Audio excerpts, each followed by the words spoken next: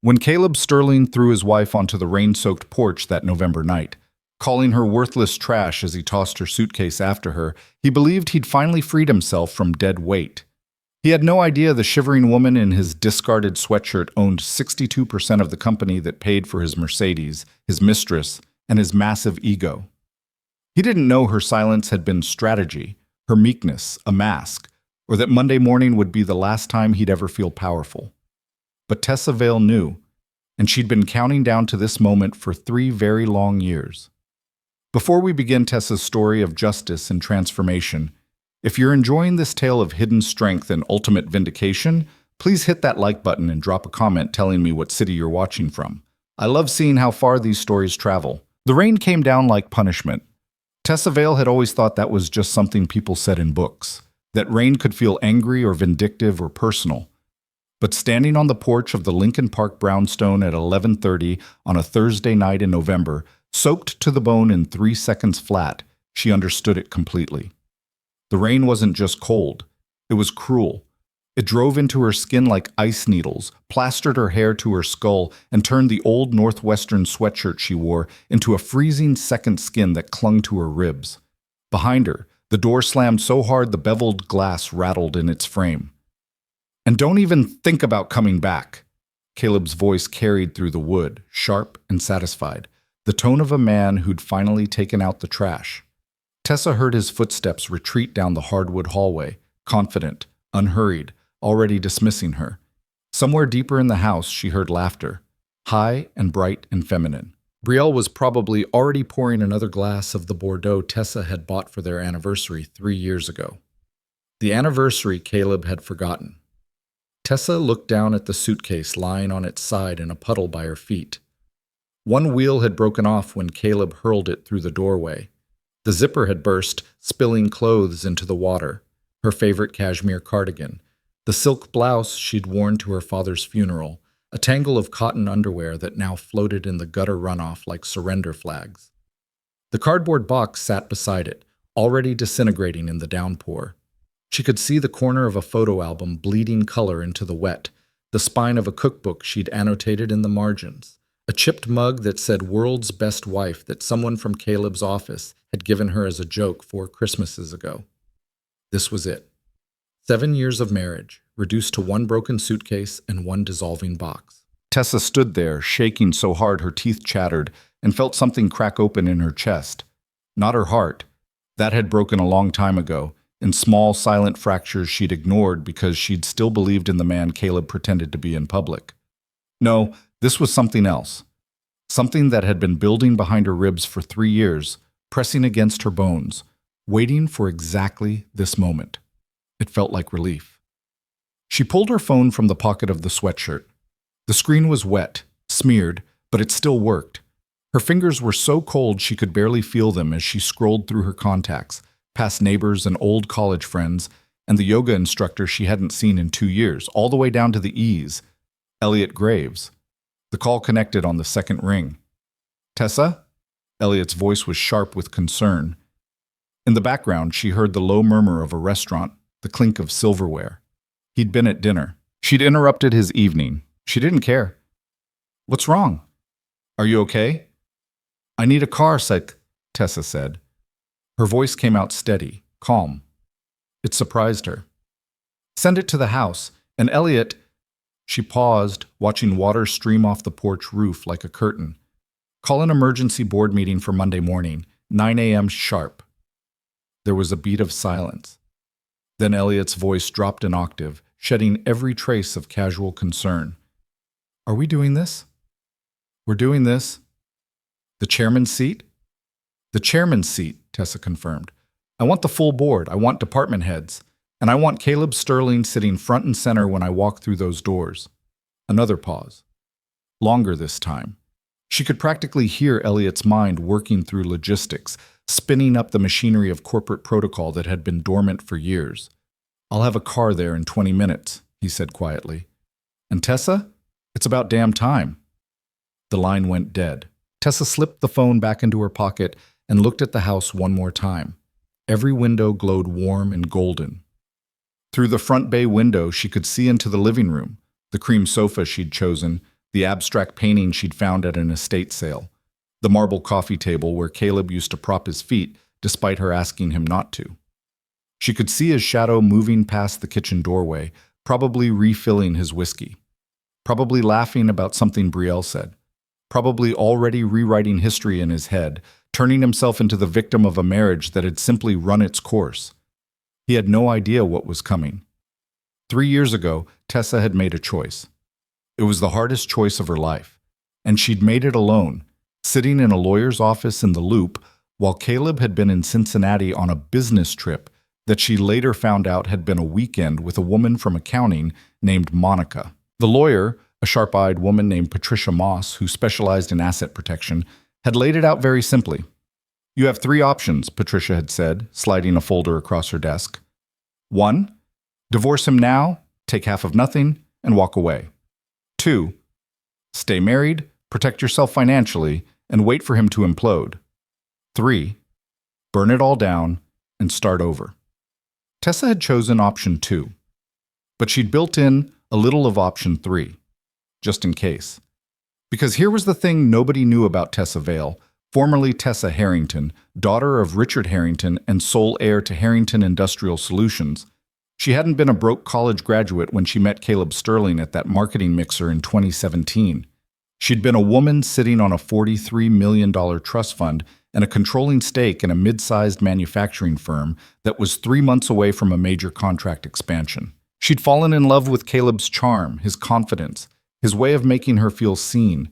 And when they'd married, she'd made a decision, maybe foolish, maybe romantic, maybe both, not to tell him about the money. She'd wanted to be loved for herself, not her portfolio. She'd wanted a partnership built on something real. So she'd hidden it. She'd let him believe she worked a nothing admin job at some consulting firm he'd never bothered to learn the name of. She'd let him believe the house came from his commissions. She'd let him believe he was the breadwinner, the provider, the one who made their life possible.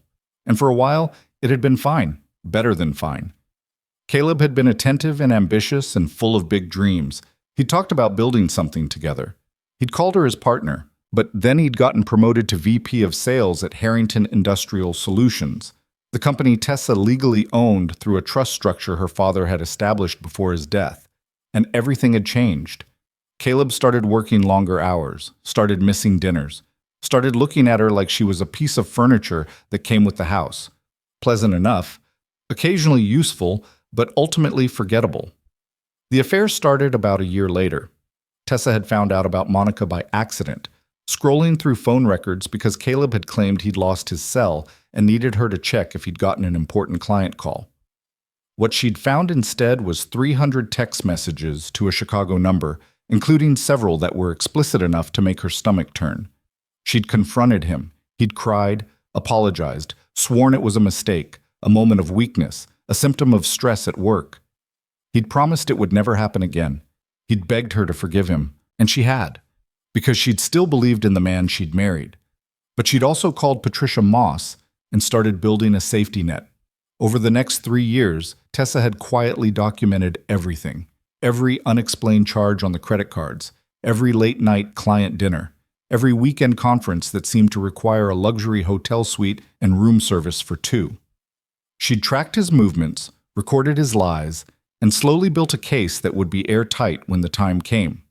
She'd also started attending board meetings for Harrington Industrial Solutions. Not as Caleb's wife, but anonymously, through proxy votes she controlled via the trust. She'd watched him perform for the executives, watched him take credit for team wins and deflect blame for losses, watched him schmooze and politic, and position himself as indispensable. And she'd waited. Because Tessa had learned something important during those 3 years of careful documentation and strategic silence.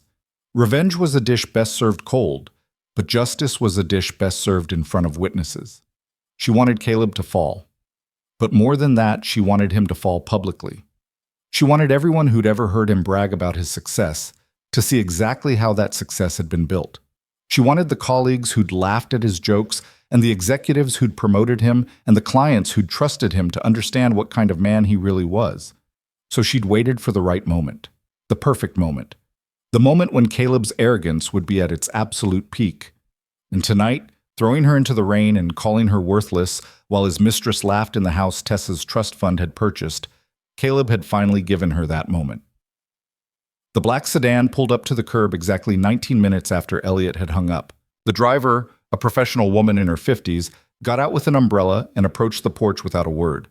She helped Tessa gather what could be saved from the suitcase and box, not much as it turned out, and loaded everything into the trunk while Tessa climbed into the back seat. "Where to, Ms. Vale?" the driver asked, meeting her eyes in the rearview mirror. Tessa looked at the house one last time.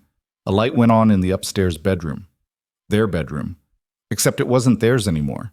It was Caleb's and Brielle's now, at least for the next 72 hours. "The peninsula," Tessa said quietly. "And tomorrow morning, I need you to take me to Michigan Avenue. I have some shopping to do." The driver nodded and pulled away from the curb. Tessa didn't look back. The Peninsula Hotel welcomed her like a warm embrace. The lobby was all soft lighting and marble elegance, the kind of place where nobody asked questions and everyone treated you like you belonged, even if you arrived after midnight in a soaked sweatshirt with broken luggage. Tessa checked in under her maiden name, Harrington, and took the elevator to a suite on the 19th floor. The moment the door closed behind her, she peeled off the wet clothes, turned the shower to scalding, and stood under the water until her skin turned pink and she could finally feel her fingers again. When she emerged, wrapped in the hotel's plush robe, she found that someone had already picked up her ruined suitcase and left a note on the desk. "Concierge services will have replacement items delivered by 8 a.m. Please let us know if you need anything else." Tessa sat on the edge of the massive bed and looked out at the Chicago skyline. The rain had eased to a steady drizzle. The city glittered in the dark, all light and glass and forward momentum. Somewhere out there, Caleb was probably asleep, his arm around Brielle, completely unaware that his entire world was about to detonate. Tessa picked up her phone and opened her email.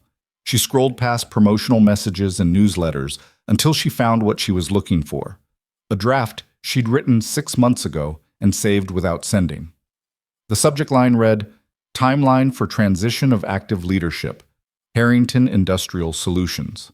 She'd written it during one of Caleb's business trips, sitting at the kitchen table with a glass of wine and a clarity that felt like cold water. The email laid out a simple plan. Tessa would step into her role as chairwoman, Elliot would continue as CEO, and a full audit would be conducted of all executive expenses and departmental budgets. It was professional, thorough, completely unremarkable as corporate communications went, except for one small detail. It listed Caleb Sterling as the primary subject of the expense audit, flagged for review due to inconsistencies in client entertainment reporting and travel reimbursements.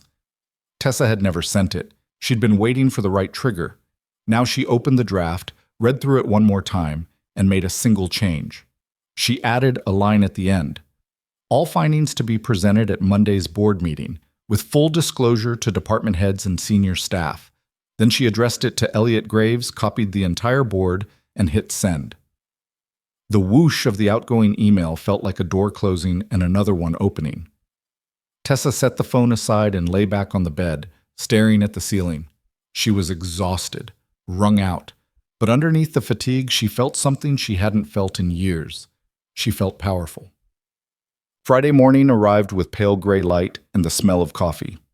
Tessa woke to a gentle knock at the door and found a room service cart loaded with breakfast, fresh fruit, yogurt, scrambled eggs, toast, and a French press of dark roast that smelled like heaven. A garment bag hung on the cart's side rail. "Compliments of the concierge," the attendant said with a professional smile. "We took the liberty based on your size and preferences. If anything doesn't fit or isn't to your taste, please call down and we'll arrange alternatives." When Tessa unzipped the garment bag, she found a simple but elegant outfit: black trousers, a cream silk blouse, a charcoal blazer, and low heels. Everything fit perfectly. There was also a bag from a nearby boutique containing underwear, toiletries, and a small makeup kit. She dressed slowly, taking her time. When she looked in the mirror, she barely recognized herself. Not because she looked different, but because she looked like herself for the first time in years. The woman staring back wasn't Caleb's wife. Wasn't the quiet, accommodating partner who'd learned to make herself smaller to fit into his world. She was Tessa Harrington Vale, majority shareholder, Chairwoman, the woman who'd built her silence into a strategy and her patience into a weapon. Her phone buzzed. A text from Elliot. Board is confirmed for Monday, 9 a.m. Everyone's coming in. Caleb asked me if this was about his promotion. I told him he'd find out Monday. Tessa smiled. Another text followed immediately. Are you okay? Really? She typed back, I'm better than I've been in years. Thank you for everything, Elliot. His response was instant. I've been waiting for this since the day I figured out who you really were. Let's burn it down. Tessa spent Friday doing something she hadn't done in years. She shopped for herself. Not the rushed grocery runs or the guilty browsing at discount stores that Caleb had mocked her for. Real shopping. The kind where you walked into stores on Michigan Avenue and let sales associates pull pieces for you and didn't look at price tags because you knew exactly how much you were worth. She bought a power suit in navy with razor-sharp tailoring. She bought heels that added 3 inches and made her feel like she could walk through walls. She bought a leather portfolio and a watch that cost more than Caleb's car payment. But the most important purchase came at a small jewelry store tucked into a side street off the Magnificent Mile. The shop was quiet, elegant, and specialized in custom work. Tessa walked in and spoke to the owner, an older man with kind eyes and skilled hands. I need a ring, she said. Something I can wear on my right hand. Something that reminds me who I am. He showed her several options, but Tessa kept coming back to a simple platinum band with a single inscription inside. Fortis et liber. Strong and free. I'll take it, she said. She wore it out of the store. Basset. Saturday and Sunday passed in a blur of preparation. Tessa met with Elliot at a coffee shop in Evanston, far from anywhere Caleb might wander. They went over the audit reports, the timeline, the strategy for Monday's meeting. His expense reports are a disaster, Elliot said, sliding a folder across the table. He's been billing personal trips as client meetings for 2 years. The Cincinnati weekend with Monica? That was charged as a pitch to a manufacturer who we later found out he'd never even contacted. The Miami trip with Brielle last month? He claimed it was a conference. The conference didn't exist. How much total? Tessa asked. North of $80,000 in fraudulent expenses. And that's just what we've confirmed so far. Tessa felt her jaw tighten. $80,000 of company money, her company money, spent on affairs and lies and ego. Is it enough? She asked quietly. For termination? Absolutely. For criminal charges? Elliot paused. That's your call. But yes, if you want to press it, we have enough to make it stick. Tessa nodded slowly. She'd think about that part later. Right now, she just needed him gone. What about Brielle? She asked. She's in marketing, mid-level. Her record is clean, but she's been promoted twice in the last 8 months, both times right after... Elliot trailed off delicately. After she started sleeping with Caleb, Tessa finished. Yes. I want her performance reviewed independently. If she's good at her job, she keeps it. If the promotions were favoritism, I want it documented. Elliot made a note. You're being generous. I'm being fair, Tessa corrected. Caleb's the one who made promises he couldn't keep. She'll face consequences if she broke policy, but I'm not interested in punishing her for believing his lies. I did that for 7 years. I know how convincing he can be. Something shifted in Elliot's expression. Respect, maybe, or recognition. You're going to be a hell of a chairwoman, he said quietly. Tessa looked down at the ring on her right hand, the platinum catching the afternoon light. I already am, she said. Tima. Sunday night, Tessa returned to the peninsula and ordered room service. She ate alone, looking out at the city, and thought about the last 7 years. She thought about the girl she'd been when she met Caleb, hopeful, romantic, eager to believe in partnership and forever. She thought about the choices she'd made, the red flags she'd ignored, the moments when she'd chosen to stay quiet instead of standing up for herself. She thought about her father, who'd built Harrington Industrial Solutions from nothing and had trusted her to carry it forward. He'd died 2 years before she met Caleb, and she'd grieved him deeply. But she'd also carried his lessons with her. Patience is strategy. Silence is power. And the people who underestimate you are the ones who'll never see you coming. Richard Harrington would have hated Caleb. but he would have loved what Tessa had built in the 3 years since she'd discovered the first affair. She'd waited. She'd documented. She'd prepared. And now, finally, it was time. Tessa pulled out her phone and opened her contacts one more time. She scrolled to a name she hadn't called in months. Patricia Moss, her attorney. The phone rang 3 times before Patricia picked up. "Tessa," she said, "I was wondering when I'd hear from you." "Monday morning," Tessa said. "I'm stepping into the company. I'm confronting Caleb. And I want the divorce papers ready to file by end of business."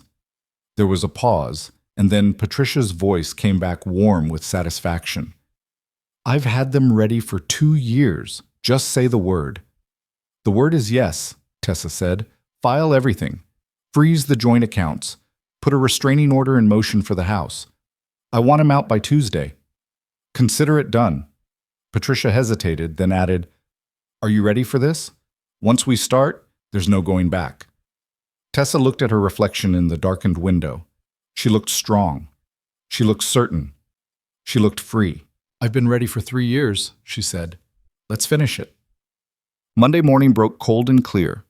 Tessa woke before her alarm, showered, and dressed with deliberate care. The navy power suit fit like armor. The heels added height and authority. She pulled her hair back in a sleek low bun and kept her makeup minimal but sharp, just enough to look polished, nothing soft or apologetic. The woman in the mirror looked like she could buy and sell companies before breakfast, because she could. The car arrived at 8:15. Tessa climbed into the back seat, and the driver pulled away from the peninsula, heading northwest toward the industrial corridor where Harrington Industrial Solutions had its headquarters. As they drove, Tessa's phone buzzed with incoming messages. Updates from Elliot. "Boardroom is set. Everyone's here except Caleb. He's running late. Surprise, surprise." A message from Patricia. "Papers are filed. Sheriff will serve him at the office after your meeting. Restraining order is active as of 9 a.m. And one more text. This one from a number Tessa didn't recognize. "Good luck today. You've got this. A.M. Tessa frowned, then realized Andrea Morrison, one of the longtime board members and the only other woman in the executive circle. Somehow, she'd figured out what was happening. The driver pulled up to the Harrington Industrial Solutions building at 8:45. It was a sleek glass structure, modern and imposing, the kind of place that looked like power even from the outside. Tessa had been here exactly 3 times in the 7 years she'd owned it, always anonymously, always watching from the shadows. Today, she walked through the front doors like she owned the place. Because she did. The lobby receptionist looked up, startled. "Can I help you?" "Tessa Vale," Tessa said calmly. "I'm here for the board meeting." The receptionist's eyes widened. She picked up the phone, murmured something, and then nodded. "Mr. Graves is expecting you. 19th floor, corner conference room." Tessa walked to the elevator and pressed the button. As she waited, she saw employees hurrying past, people who had no idea that the quiet woman in the navy suit was about to change everything. The elevator climbed. Tessa watched the numbers light up, one after another, and felt her heartbeat steady into something strong and sure. 18th floor, 19th floor. The doors opened. Elliot Graves was waiting in the hallway, impeccable in a gray suit, his expression calm but his eyes bright with anticipation. "Ready?" he asked quietly. "More than ready," Tessa said. "Caleb's inside. He thinks this is about restructuring the sales division. He's been talking about his vision for growth for the last 10 minutes. Tessa smiled. It wasn't a kind smile. "Let's go," she said. Elliot opened the door to the conference room and Tessa walked through. The room went silent. 12 board members sat around the massive mahogany table. Department heads lined the walls. And at the center of it all, standing at the head of the table like he owned it, was Caleb Sterling. He looked good. Tessa had to give him that. Expensive suit, perfect hair, confident smile. He looked like a man who believed his own press, who thought the world was finally giving him what he deserved. When he saw Tessa, his face went through a remarkable series of changes. Confusion, irritation, anger. "What the hell is she doing here?" he demanded, looking at Elliot. "I thought this was a board meeting." "It is," Elliot said calmly. He gestured to the chairman's seat at the head of the table, the seat Caleb had been standing behind like it was his throne. "Tessa, please." Tessa walked forward. Every eye in the room tracked her movement. She could feel the weight of their attention, the questions forming in their minds. She sat down in the chairman's seat. Caleb's face flushed red. "This is ridiculous. Elliot, I don't know what kind of joke this is, but Mr. Sterling," Elliot interrupted, his voice crisp and formal. "I'd like to introduce you to Tessa Vale, chairwoman and majority shareholder of Harrington Industrial Solutions." The silence that followed was absolute. Caleb stared. His mouth opened, closed, opened again. She's not. He looked around the room wildly, searching for support, for someone to tell him this was absurd. "She's my wife. She can't." "I can," Tessa said quietly. "And I am." She opened the leather portfolio she'd brought and pulled out a stack of documents. She slid them across the table, one set to each board member. "What you're looking at," she said, her voice steady and clear, "is a comprehensive audit of executive expenses from the last 24 months, with particular focus on the sales division." Caleb went pale. "You'll find detailed records of fraudulent expense claims, personal trips billed as client meetings, and company funds used for unauthorized purposes." Tessa looked directly at Caleb, "including multiple affairs conducted on company time and company money." One of the board members, George Castellano, a silver-haired man who'd known Tessa's father, flipped through the papers, his expression growing darker with each page. $83,000, he said aloud. "Jesus Christ, Sterling." Caleb found his voice. You can't just, I've been loyal to this company. I've brought in millions in revenue. You can't do this because of some personal vendetta from a bitter ex." "We're not divorced yet," Tessa said calmly. "The papers were filed this morning. You'll be served later today." The room seemed to tilt. Caleb gripped the back of a chair to steady himself. "You're insane," he said, but his voice shook. "You're trying to destroy me because I wanted out of a dead marriage." This is business," Tessa interrupted. She stood up, and suddenly the room felt smaller. Every bit of attention focused on her. "You stole from this company. You lied to your colleagues. You violated ethics policies and abused your position. That's not personal, Caleb. That's just facts." She gestured to Elliot, who stepped forward with a final folder.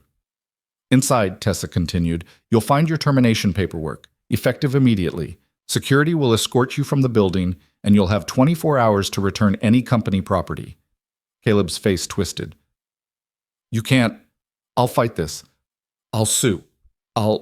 You'll do nothing," Tessa said, and her voice was ice. "Because if you fight this, I'll press criminal charges for embezzlement. I'll make sure every firm in Chicago knows exactly what you did. I'll destroy your reputation so thoroughly that you'll never work in this industry again." She leaned forward just slightly. "Or," she said quietly, "you can sign the papers, take the severance I'm offering, despite the fact that you don't deserve it, and disappear. Your choice." Caleb looked around the room one more time, but there was no sympathy in anyone's eyes, no support. These were business people, and he'd just been caught stealing from the business. His shoulders sagged. "I need a minute," he muttered. "You have 30 seconds, Tessa said. Caleb grabbed the pen Elliot offered and signed his name across the termination documents. His hand shook so badly, the signature was barely legible. "Get out of my company," Tessa said. Security appeared in the doorway, two professional, unsmiling men who'd clearly been briefed on the situation. They flanked Caleb and waited. Caleb looked at Tessa one last time. There was something in his eyes, shock, rage, disbelief. But underneath it all, finally, was recognition. He was seeing her, really seeing her, not as the quiet wife he'd underestimated, but as the woman who'd just dismantled his entire world in under 10 minutes. "You planned this," he said hoarsely. "For 3 years," Tessa confirmed. He shook his head, and then he was gone, escorted out through the office in full view of every employee who'd ever heard him brag about his success. The door closed behind him. The room stayed silent for a long moment. Then Andrea Morrison started to clap. Slowly at first, then building. One by one, the other board members joined in. Tessa let the applause wash over her, and for the first time in years she felt the weight lift from her shoulders. This was justice. This was freedom. This was the beginning of everything she'd been too afraid to claim. "Now," she said, sitting back down at the head of the table, "let's talk about the future of this company." The applause faded, but the energy in the room remained electric. Tessa settled into the chairman's seat, her father's seat, though most of these people had never known that, and opened the second folder Elliot had prepared. The board members were still processing what they'd just witnessed, their expressions ranging from impressed to slightly shell-shocked. George Castellano caught her eye and gave a subtle nod of approval. Andrea Morrison was smiling. "Before we move forward," Tessa said, her voice carrying the same steady authority she'd used to dismantle Caleb, "I want to address the elephant in the room. Some of you are wondering why I stayed silent for so long, why I didn't step into this role years ago." She paused, choosing her words carefully. "My father built this company from nothing. When he died, he left it to me with one instruction: protect it. Not just the balance sheet or the market share, but the people, the culture, the integrity." Tessa looked around the table, meeting each person's gaze. "I could have walked in here 7 years ago and announced myself as owner, but I wanted to understand what this company really was when nobody thought the boss was watching. I wanted to see how people operated when they believed they were accountable only to themselves." Andrea leaned forward. "And what did you find?" "I found that most of you are exactly who you appear to be," Tessa said. "Dedicated, honest, committed to building something that lasts. But I also found rot in places I didn't expect. And I learned that sometimes the loudest voices aren't the most valuable ones." George cleared his throat. "Are we talking about Sterling specifically, or is there more house cleaning on the agenda?" "Sterling was the most egregious example," Tessa replied. "But the audit extends to all executive expenses. Anyone who's been playing fast and loose with company resources will have a chance to explain themselves. If the explanations are legitimate, fine. If not..." She let the sentence hang. The room shifted uncomfortably. A few people glanced at each other. Elliot stepped forward with a tablet. "We'll be conducting individual meetings over the next 2 weeks. Nothing punitive, just accountability. Consider it a reset." "What about sales?" asked Marcus Chen, the CFO, a lean man in his 40s with sharp features and sharper instincts. "Sterling was heading that division. His departure leaves a gap." "An opportunity," Tessa corrected. "His second-in-command, Jennifer Oakes, has been doing the actual work for the last 18 months while Sterling took credit. I'm promoting her to VP of Sales, effective immediately. She'll report directly to Elliot and me until we're confident the division is stable." Marcus made a note. "And Brielle Thorne? She's been flagged in the preliminary audit as well." Tessa felt the room tense. Everyone knew about Caleb and Brielle by now. Office gossip moved faster than official announcements. But this was the first time anyone had mentioned her name in this context. "Ms. Thorne's situation is more complicated," Tessa said evenly. "She received 2 promotions in 8 months, both approved by Sterling. We need to determine whether those promotions were merit-based or favoritism. Her performance will be independently reviewed. If she earned those positions, she keeps them. If not, we'll have a conversation about appropriate placement." "And if she knew the promotions were unethical?" George asked quietly. "Then she'll face consequences," Tessa said. "But I'm not interested in a witch hunt. Sterling abused his authority. The question is who benefited knowingly versus who was manipulated. There's a difference." The murmurs around the table suggested agreement, though Tessa could see some skepticism in certain faces. She understood it. In their position, she'd be skeptical too. A wronged wife suddenly appearing as the secret owner of the company, dismantling her husband's career in front of everyone. It looked like revenge, even if every single thing she'd said was factually accurate. Let them be skeptical, Tessa thought. They'd see soon enough that she wasn't here to settle scores. She was here to run a company. "Now," she continued, pulling the conversation back to business, "let's talk about the Henderson contract. I understand we're 3 weeks from the pitch presentation, and Sterling was supposed to be leading it." The room relaxed slightly. This was familiar territory. This was business. Marcus pulled up a spreadsheet on the main screen. "The Henderson contract is worth $42 million over 3 years. It's the biggest potential client we've had since the Meridian deal in 2021. Sterling claimed he had a relationship with their VP of operations, But when we tried to verify that for this meeting, we discovered he'd met the man once at a conference and never followed up. Tessa felt a headache building behind her eyes. Of course, Caleb had lied about that too. Who actually has a connection to Henderson? She asked. Jennifer Oakes's name came up. Apparently, she'd been quietly cultivating a relationship with Henderson's procurement team for months. There was also a mention of someone named David Ruiz in business development who'd worked with Henderson's parent company on a smaller project 2 years ago. Get them both in here this afternoon, Tessa said. I want to know exactly where we stand and what we need to do to win this contract. If Sterling's incompetence cost us this opportunity, I want to know that now, not 3 weeks from now when we're standing in front of their board with our pants down. A few people chuckled nervously at the imagery. Tessa almost smiled. Almost. The meeting continued for another 90 minutes. They covered quarterly projections, personnel reviews, and a potential expansion into the Southeast market that had been on hold for budget reasons. Tessa listened more than she spoke, absorbing information, asking pointed questions, making it clear she understood the business her father had built. When they finally adjourned, several board members approached her individually. Andrea was first. That took guts, she said quietly, extending her hand. I knew Richard. He'd be proud of you. Tessa shook her hand, surprised by the sudden tightness in her throat. Thank you. That means more than you know. George was next. I have to ask, did you always plan to reveal yourself this way? Or did Sterling force your hand? Bit of both, Tessa admitted. I was going to step in eventually, once I had a full picture of the company's operations. But yes, Thursday night accelerated the timeline. What did he do? George asked, then immediately waved his hand.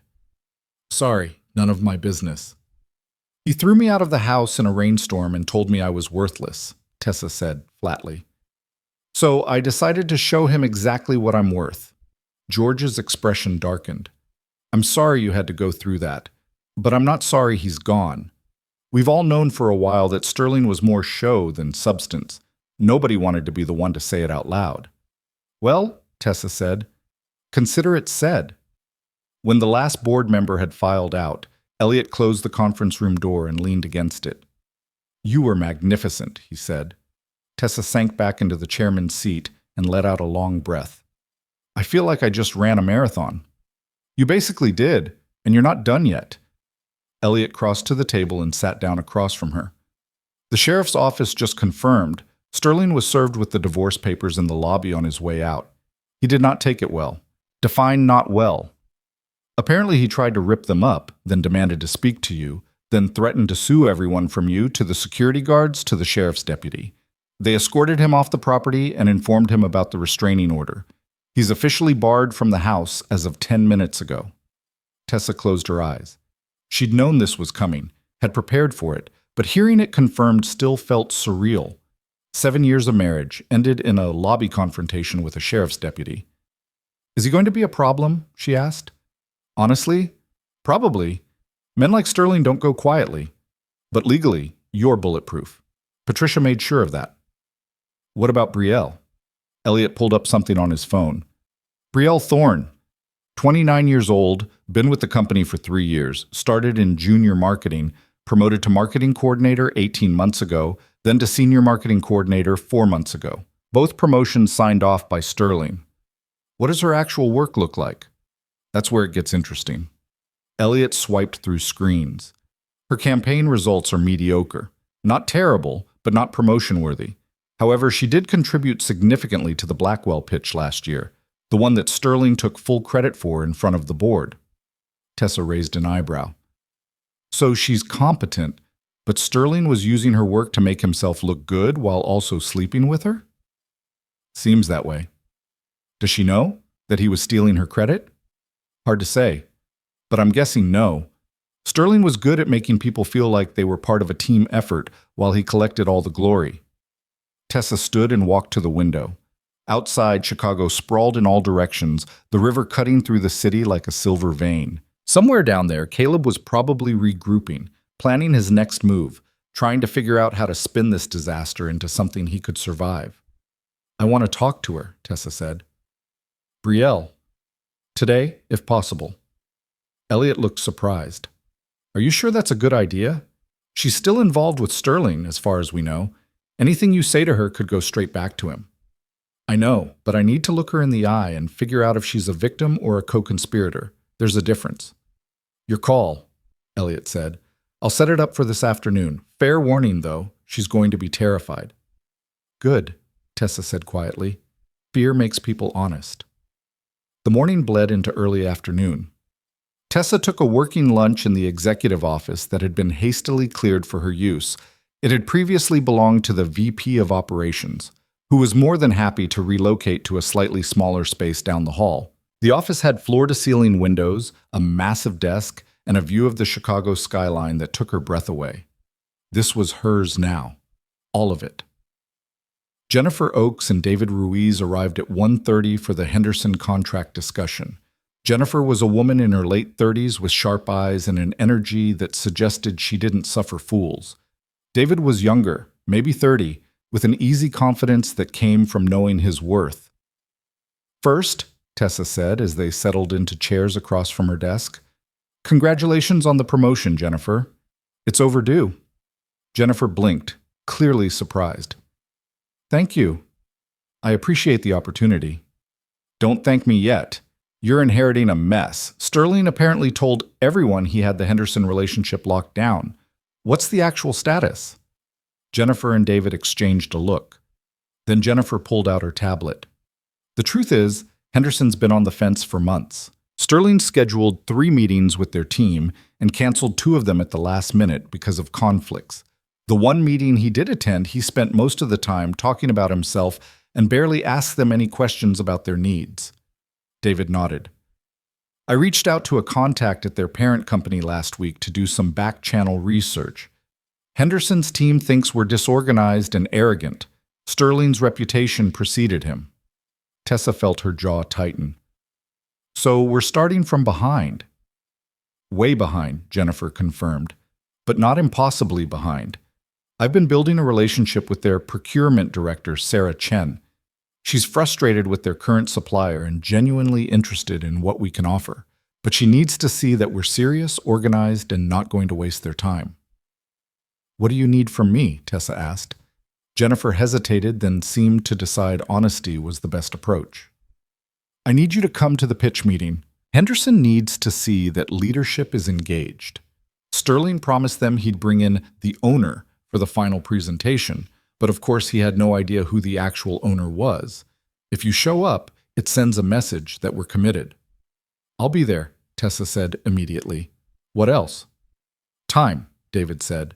We need 2 weeks to rebuild the relationship and put together a pitch that addresses their actual pain points instead of Sterling's ego. Can you give us that?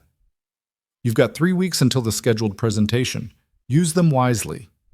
They talked strategy for another 40 minutes. By the time Jennifer and David left, Tessa felt cautiously optimistic. They were good, really good, and they'd been buried under Sterling's incompetence, doing the real work while he collected the credit. How many other people in this company were in the same situation? At 3 o'clock, Elliot knocked on her door. Brielle Thorne is here, he said. Conference room B. Tessa stood, smoothed her suit, and checked her reflection in the window. She looked calm, composed. Nothing like the woman who'd spent 7 years being gaslit and cheated on. Let's do this, she said. Conference room B was smaller than the main boardroom, more intimate. Brielle sat at the table, her hands folded in front of her, her expression somewhere between terrified and defiant.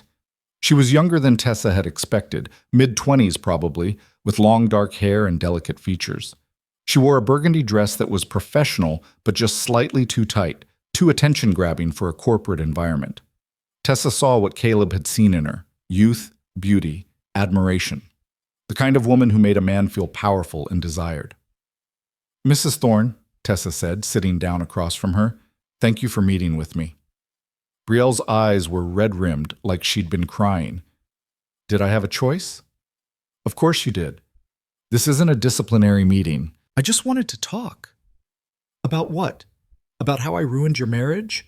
About how I'm a home wrecker? Brielle's voice shook.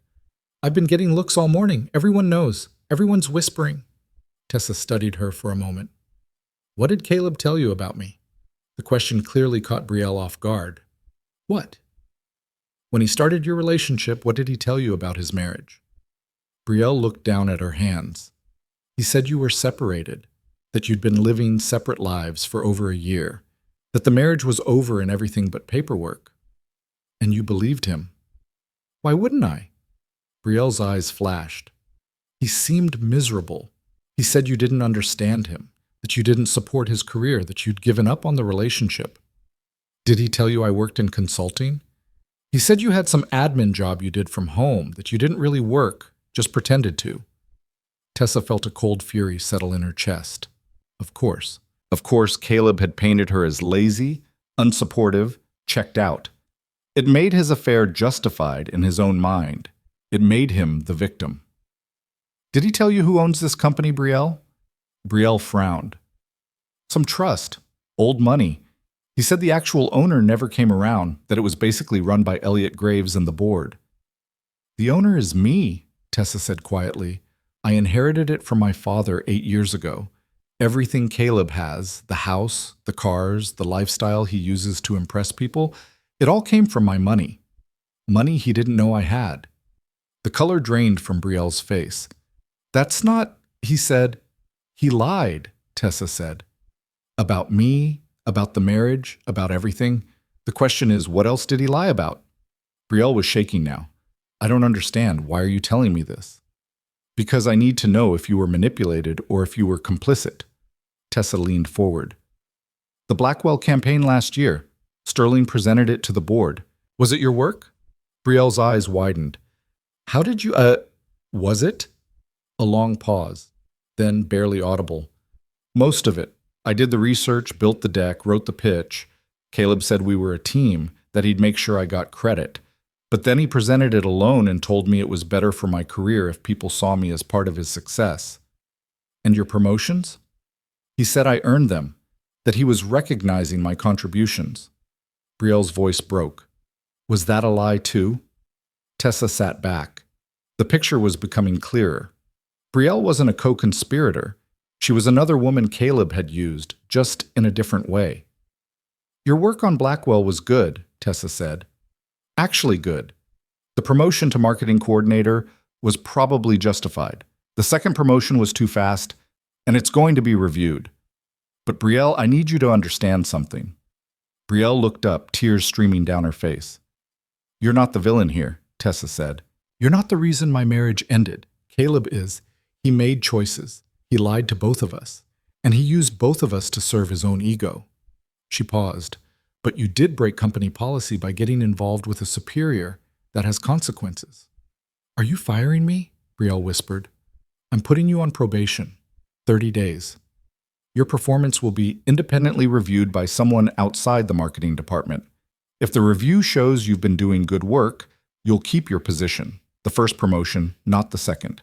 You'll report to a different supervisor, and you'll have no contact with Sterling.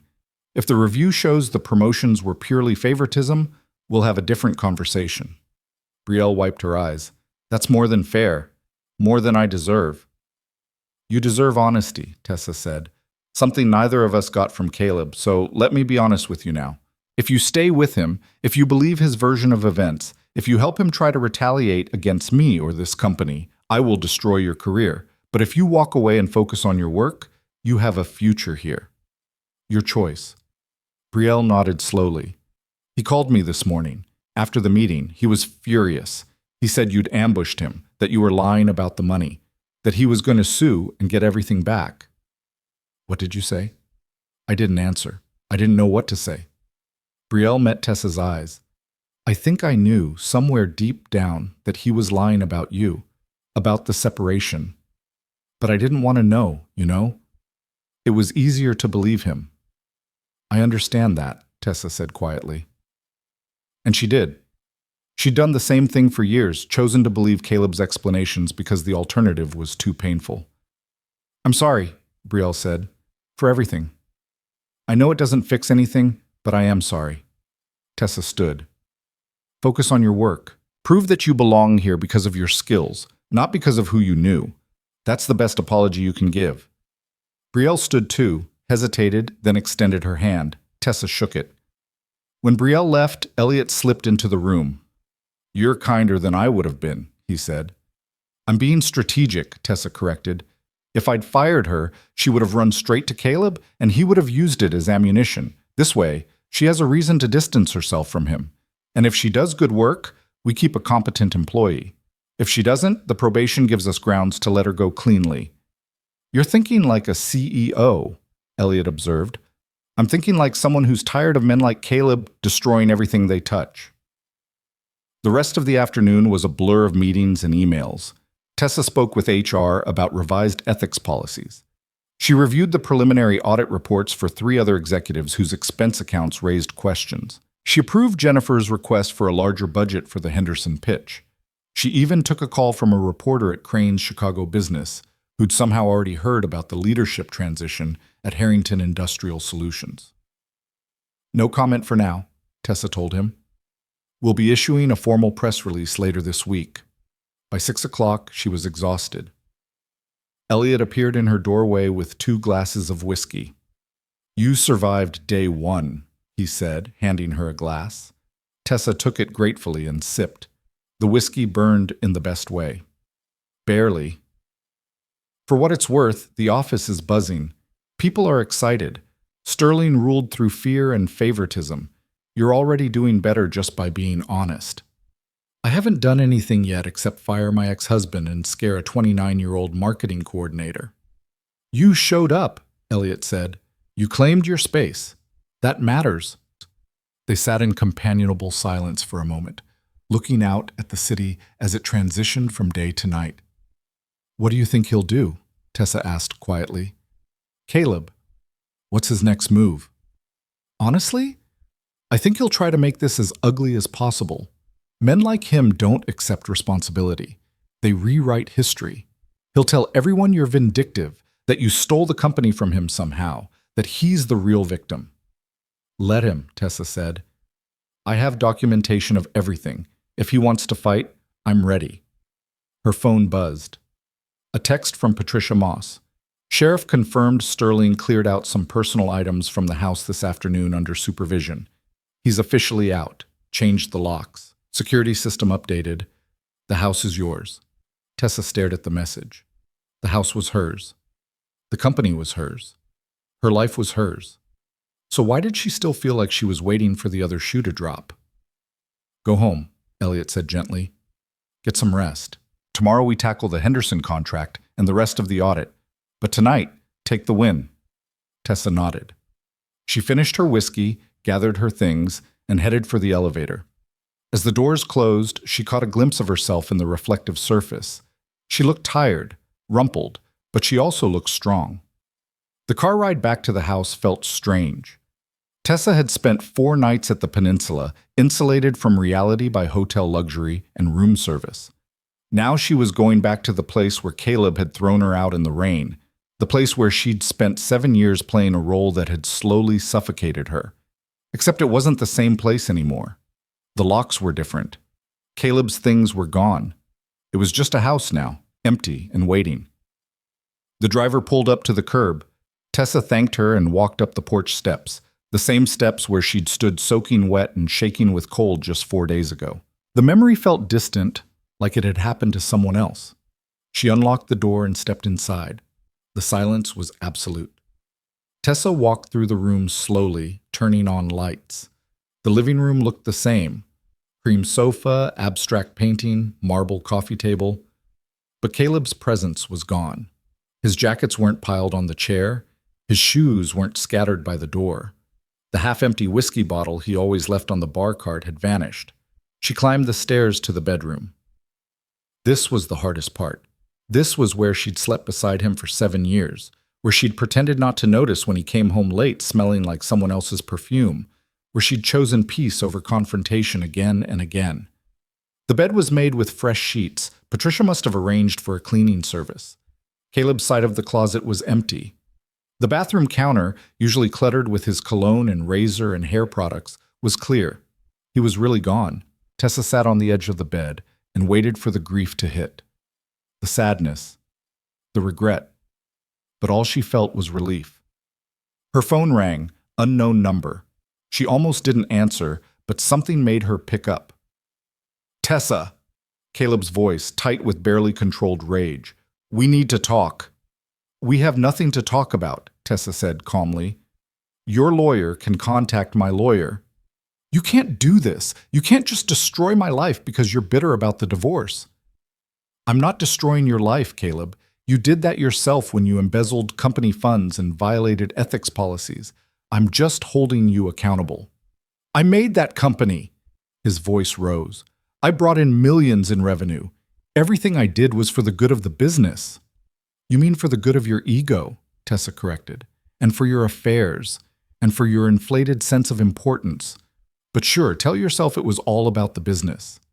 "You're going to regret this," Caleb hissed. "I have friends, connections. I'll make sure everyone knows what kind of person you really are." "Please do," Tessa said. "I'd love for everyone to know that I'm the kind of person who doesn't tolerate theft and lies. Spread that around. See how it works out for you."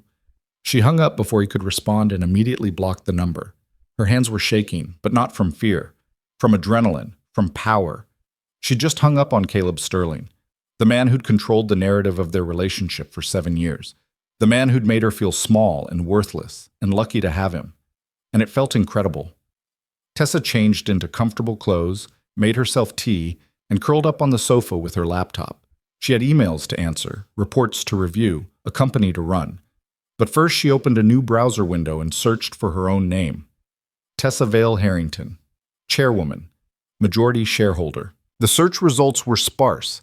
She'd deliberately kept a low profile for years, but she saw a few mentions in business filings, a reference in an old article about her father's estate, a headshot from a charity gala she'd attended 3 years ago. Soon, there would be more. Soon, people would know her name for her own accomplishments, not as Caleb Sterling's wife. She was ready. The tea had gone cold in her cup by the time Tessa finally closed her laptop.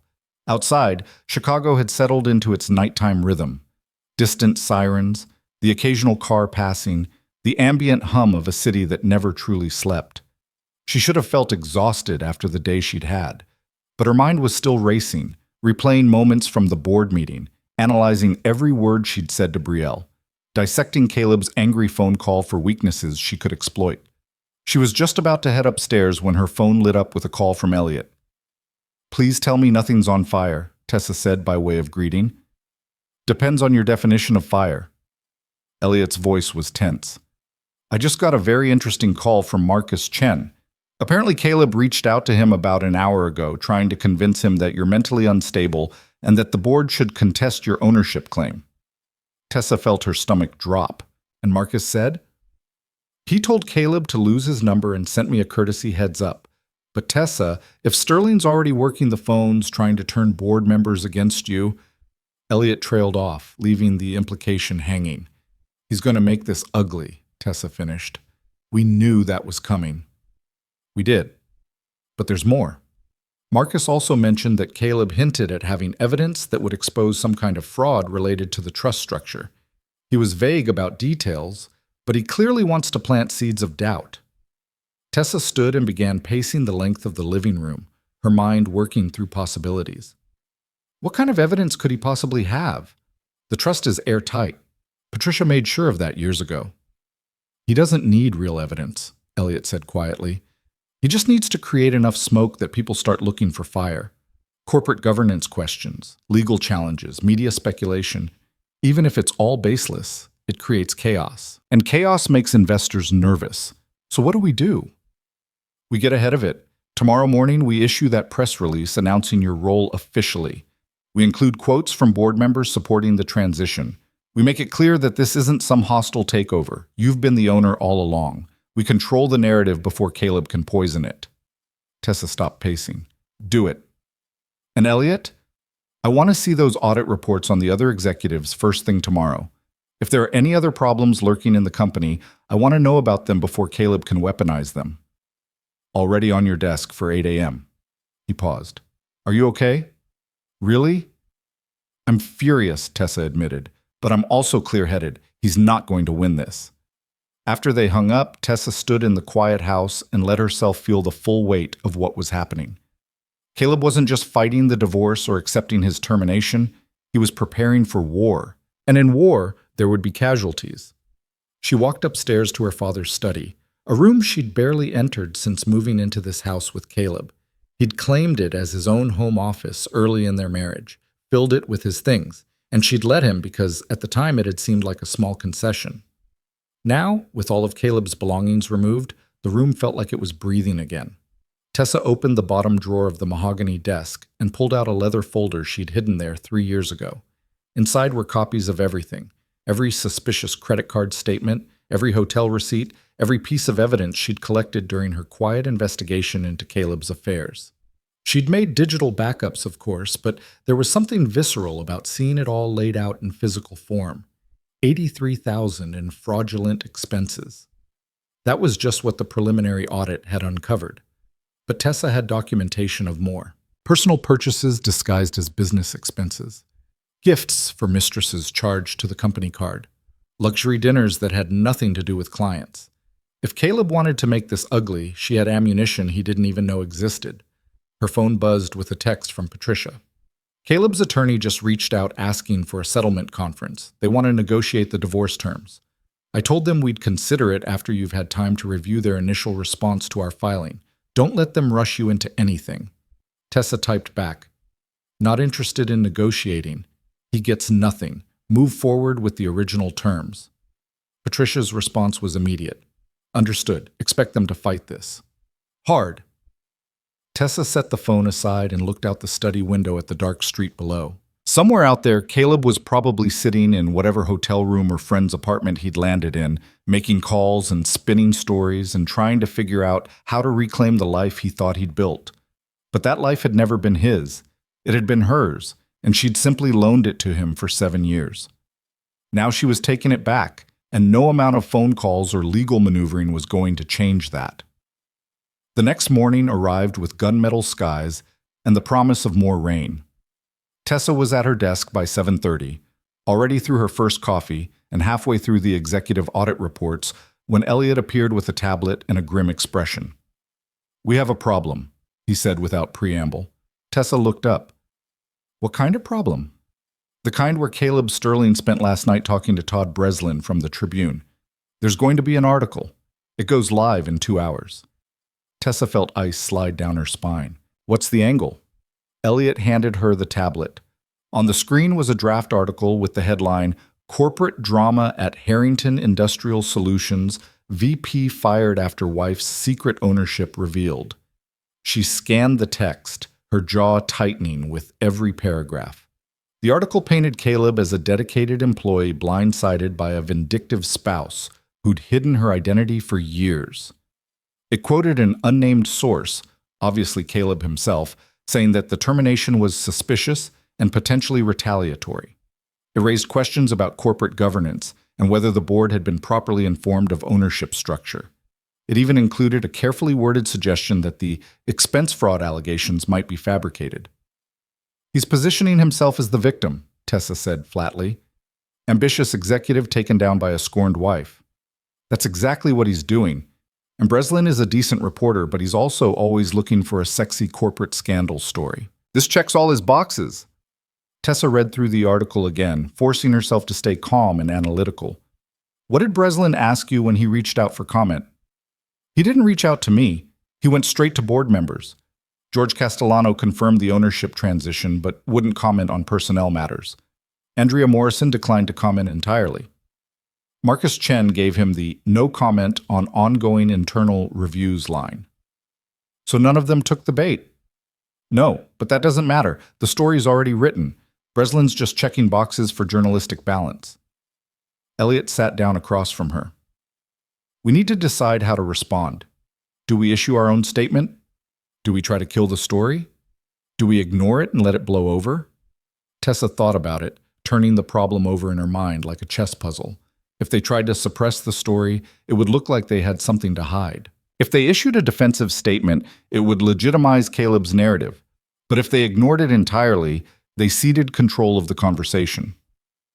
We don't respond to the article directly, she said slowly, but we do release our planned announcement about the leadership transition. Today. Right now.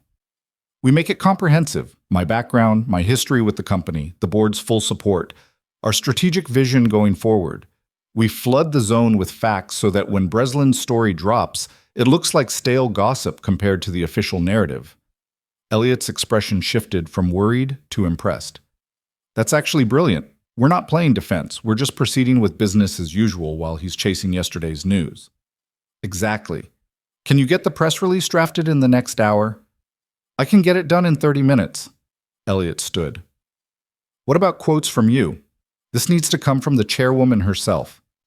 Tessa pulled up a blank document on her computer and began typing.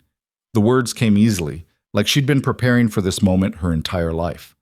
By 9 o'clock, the press release was live on the company website and had been distributed to every major business outlet in Chicago. It was thorough, professional, and completely devoid of drama. It explained that Tessa Vale Harrington had inherited majority ownership of Harrington Industrial Solutions from her late father, that she'd been actively involved in company oversight through proxy board representation for years, and that she was now stepping into a more public leadership role as chairwoman. It included supportive quotes from George Castellano and Andrea Morrison about her vision for the company. It mentioned recent leadership changes in the sales division without naming Caleb or discussing the circumstances of his departure. When Breslin's article dropped at 10:15, it landed with a dull thud. The comments section immediately filled with readers pointing out that the secret owner's story was already old news based on the company's official announcement. A few people speculated about the ex-husband angle, but most of the conversation focused on Tessa's qualifications and what her leadership might mean for the company's direction. Elliot appeared in her doorway with a satisfied smile. Breslin's editor just posted a follow-up linking to our press release. We neutralized it. For now, Tessa said. But Caleb's not going to stop with one article. He's going to keep pushing, keep trying to make me the villain. Let him. Every time he does, he looks more desperate, and you look more professional. He's already lost. He just doesn't know it yet. Tessa wished she shared Elliot's confidence. She knew men like Caleb didn't go down easy. They fought dirty, scorched earth, consequences be damned. The rest of the morning was consumed by the Henderson contract preparation. Jennifer Oakes had assembled a team and put together a preliminary pitch deck that was genuinely impressive. David Ruiz had managed to schedule a preliminary call with Henderson's procurement director for that afternoon. Things were moving fast, but they were moving in the right direction. At noon, Tessa's assistant, an efficient woman named Marie, who'd been with the company for 15 years, buzzed her intercom. Ms. Vale, there's someone here to see you. She doesn't have an appointment, but she says it's urgent. A Brielle Thorne? Tessa felt her stomach tighten. Send her in. Brielle looked terrible. Her eyes were swollen from crying. Her makeup was smeared, and she was clutching her phone like a lifeline. She stood in the doorway of Tessa's office, visibly shaking. I'm sorry to just show up like this, Brielle said, her voice cracking. But I didn't know who else to talk to. Caleb called me this morning. He's asking me to make a statement. To the press. About you. Tessa gestured to the chair across from her desk. Sit down. Tell me exactly what he said. Brielle sank into the chair and took a shuddering breath. He said he's being persecuted. That you're using your money and position to destroy him because of the affair. He wants me to tell reporters that you knew about us for months and that you're only acting now because you want to humiliate him publicly. And is that true? Did I know about you for months? No. Brielle's eyes widened. I mean, I don't think so. Did you? I knew Caleb was having an affair, Tessa said carefully. I didn't know it was you specifically until Thursday night. But that's not really the point, is it? The point is that Caleb wants you to lie for him. He said if I don't help him, he'll make sure everyone knows I slept my way into my promotions. He said he'll destroy my reputation. Fresh tears spilled down Brielle's cheeks. I can't lose this job. I can't. I have student loans and rent, and my mom depends on me for help with her medical bills. I know I screwed up, but I can't. Stop, Tessa said firmly. Take a breath. You're not going to lose your job unless you give me a reason to fire you. And Caleb can't destroy your reputation because he has no credibility left. Everyone in this company knows what he is now. But what if he goes to the press? What if... Then he looks even worse than he already does. Think about it, Brielle. A man who got fired for embezzlement suddenly tries to drag down a young female employee by publicly discussing their affair. That's not going to play well for him. That's going to make him look predatory and vindictive. Brielle wiped her eyes with shaking hands. I told him no. On the phone this morning, I told him I wasn't going to make any statements. He got angry. He said I was betraying him after everything he'd done for me. And what exactly has he done for you? Tessa asked quietly. Besides take credit for your work and put your job in jeopardy by violating company policy? The question hung in the air between them. Brielle stared at her hands, and Tessa could see the moment reality fully settled in. The moment Brielle stopped defending Caleb in her mind and started seeing him clearly. He used me, Brielle whispered. Didn't he? The promotions, the attention, making me feel special, it was all just about what he could get from me. I can't answer that for you, Tessa said, but I can tell you that I've watched Caleb manipulate people for 7 years. He's very good at making you feel like you're the most important person in his world, right up until you're not useful to him anymore. Then you become disposable. Brielle nodded slowly, fresh tears streaming. I feel so stupid. You're not stupid. You're human, and you believe someone you thought cared about you. Tessa leaned forward. But here's what you need to understand right now. Caleb is going to keep calling. He's going to keep asking you to help him, to make statements, to be a character witness in the divorce, whatever he thinks will benefit him. And every time you engage with him, you give him ammunition and you put yourself at risk. So what do? You block his number. You refuse all contact. If he shows up here, you call security. If he approaches you outside of work, you document it and report it to me and to the police if necessary. You protect yourself the way I should have protected myself years ago. Brielle pulled out her phone with shaking hands and right there in Tessa's office blocked Caleb's number. Then she looked up, her eyes red but determined. Thank you, she said quietly, for not firing me, for giving me a chance. I won't waste it. I know you won't, Tessa said. Now go back to your desk. Do good work. And Brielle? If he contacts you through any other means, you tell me immediately. Understood? Understood. After Brielle left, Tessa sat back in her chair and stared at the ceiling. Caleb was spiraling, making increasingly desperate moves. First the board members, then the press, now trying to manipulate his former mistress into being his mouthpiece. Each move was more reckless than the last, which meant he was either incredibly stupid or he had something bigger planned, something Tessa hadn't anticipated. Her phone buzzed. A text from Patricia. Caleb's attorney filed a motion this morning requesting a temporary restraining order against you. Claims you're engaging in workplace harassment and retaliation. Emergency hearing scheduled for tomorrow at 2 p.m. Tessa read the message twice, her blood pressure rising with each word. Workplace harassment, retaliation. He was actually trying to make himself the victim of her actions, trying to paint his firing as some kind of personal vendetta rather than the consequence of his own choices. She called Patricia immediately. How strong is his case? Tessa asked without preamble. Non-existent, Patricia said bluntly. He's claiming that your decision to reveal your ownership and terminate him was motivated by personal animus related to the divorce. But we have documentation that the expense audit began before the divorce filing. We have board meeting minutes supporting the termination decision. We have signed statements from multiple executives. A judge is going to see right through this. But he still gets his hearing. He still gets to put me on the defensive. That's the point. He can't win the case, so he's trying to win the narrative. Make you look vindictive. Make himself look persecuted. It's a PR strategy masquerading as a legal one. Tessa closed her eyes and took a slow breath. What do you need from me for the hearing? Everything we already have, plus a detailed timeline of your involvement with the company going back to your father's death. I want to show the judge that you've been an active owner for years, that this isn't some sudden revenge play. Can you put that together by tonight? Yes. Good. And Tessa, don't let this rattle you. Sterling is throwing everything at the wall to see what sticks. Nothing is going to stick. We just have to stay methodical and professional. After they hung up, Tessa opened a new document and began typing out the timeline Patricia had requested. It was almost meditative, laying out the facts in chronological order. Her father's death in 2016, the establishment of the trust, her first proxy board vote in 2017, her marriage to Caleb later that year, her decision to keep her ownership private, the first affair in 2019, her meeting with Patricia, the 3 years of documentation, the emergency board meeting, the termination, fact after fact after fact.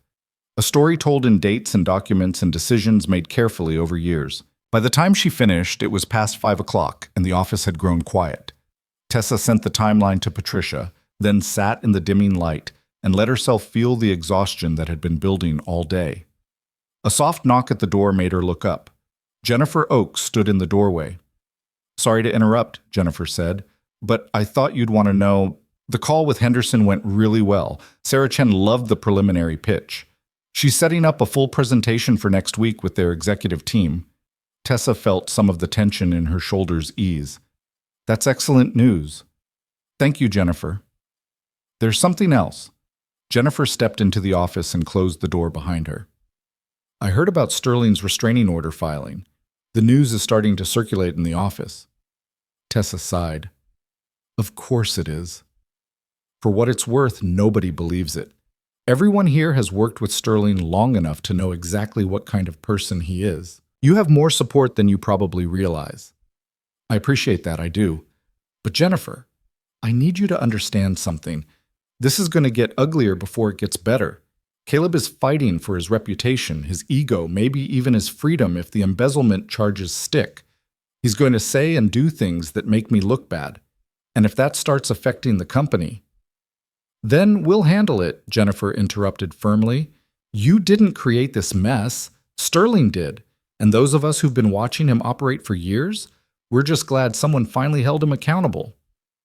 After Jennifer left, Tessa gathered her things and headed for the elevator. The building was mostly empty now, just a few lights glowing in offices where people were working late. As she waited for the elevator, she caught her reflection in the polished metal doors. She looked tired, stressed, but also determined. The hearing tomorrow would be a circus. Caleb's attorney would make accusations, paint her as a vengeful ex-wife, try to twist her legitimate business decisions into something personal and petty. And she would have to sit there and take it, calm and professional, while everything she'd worked for was picked apart in a courtroom. But she'd survived 7 years with Caleb Sterling. She'd survived being thrown out in the rain, being called worthless, being dismissed and diminished and gaslit. She'd survived all of it, and then she'd systematically dismantled his entire world with nothing but facts and patience. A restraining order hearing was nothing compared to that.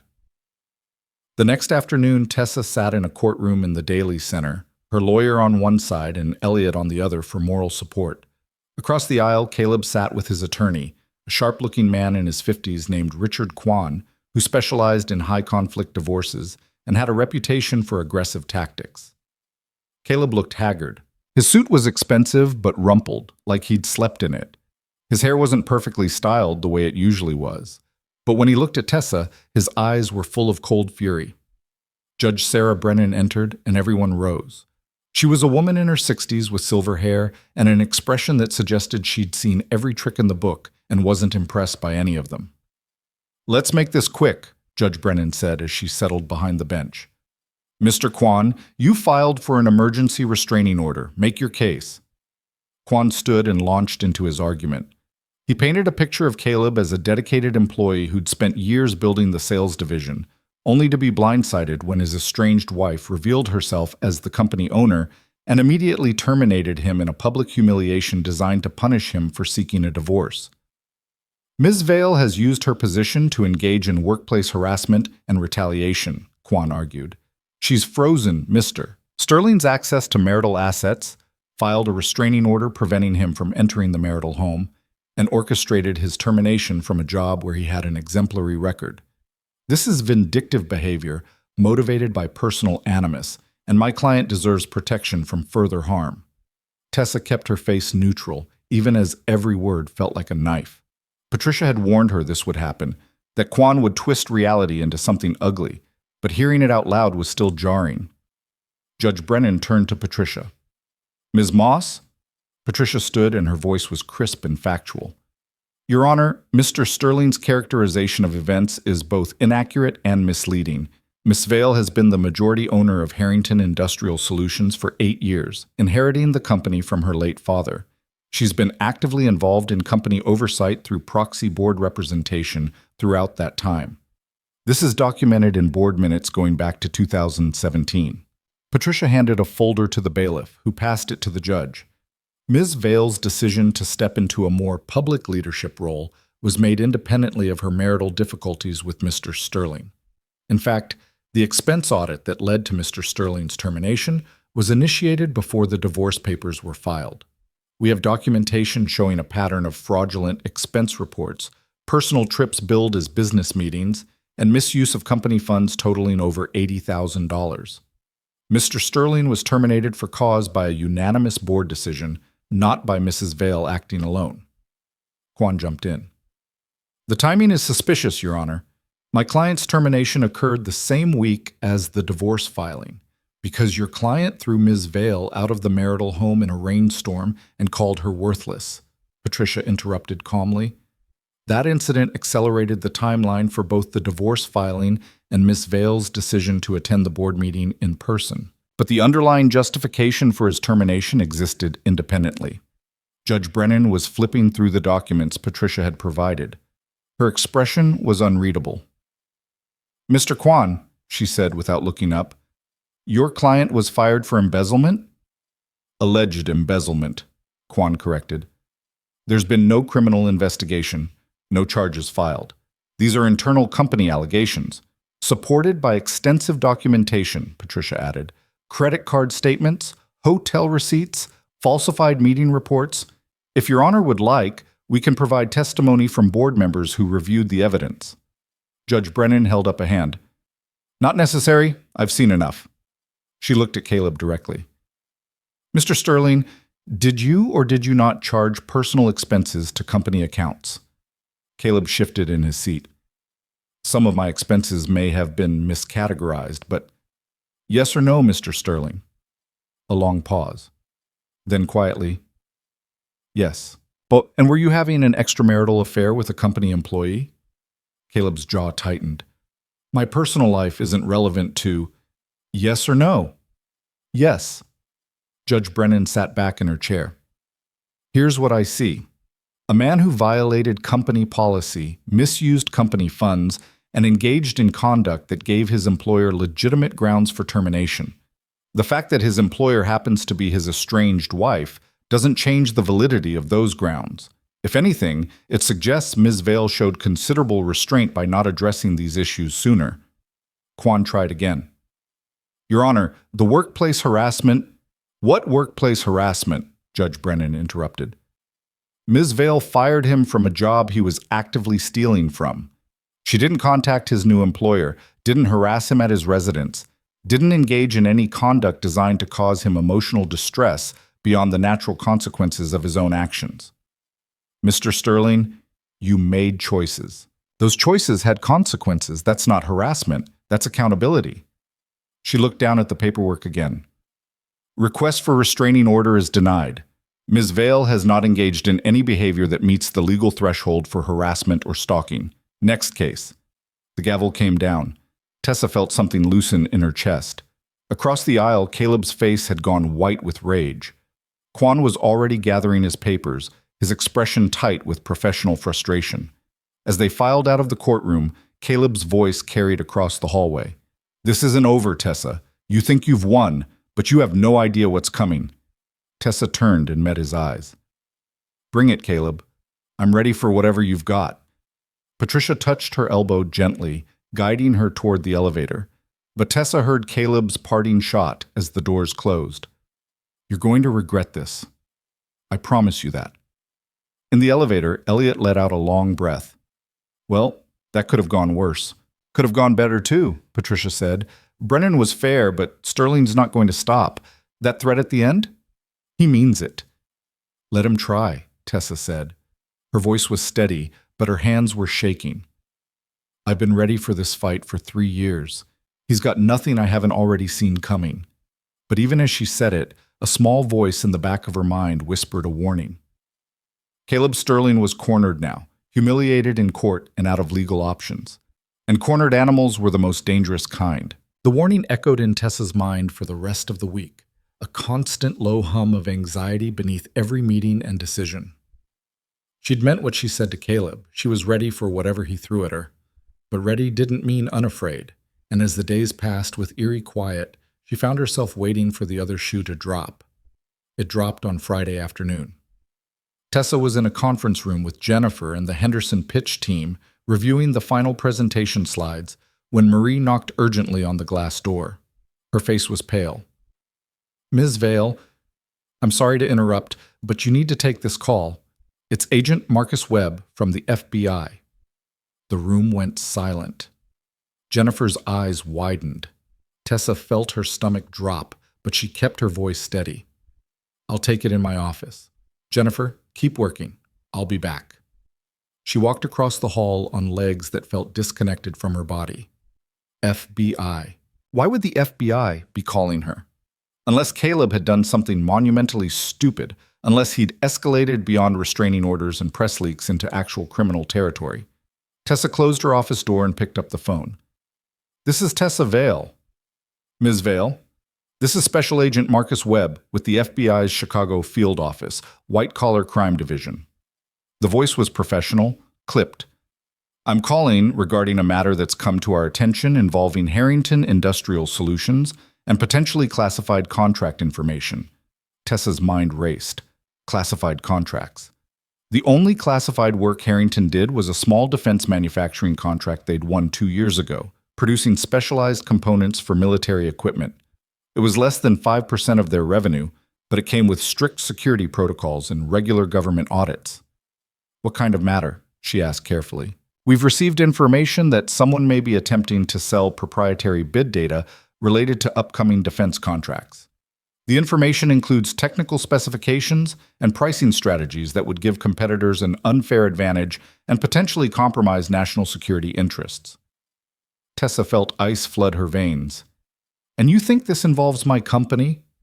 "We have reason to believe the information originated from Harrington Industrial Solutions, yes. We'd like to meet with you and your legal counsel as soon as possible. This is a voluntary conversation at this stage, but time is critical." "I can be available tomorrow morning," Tessa said, her mind already working through implications. "But Agent Webb, I need to be clear. If someone at my company is involved in this, I want them caught. We have zero tolerance for this kind of breach." "That's good to hear, Ms. Vale. We'll see you tomorrow at 9. I'll send the address." After she hung up, Tessa sat very still for a long moment. Then she called Elliot and Patricia on a conference line and explained the situation in terse, factual sentences. "Holy hell," Elliot breathed when she finished. "You don't think Sterling—" "I don't think I know," Tessa interrupted. "Who else would have access to that information and motive to sell it?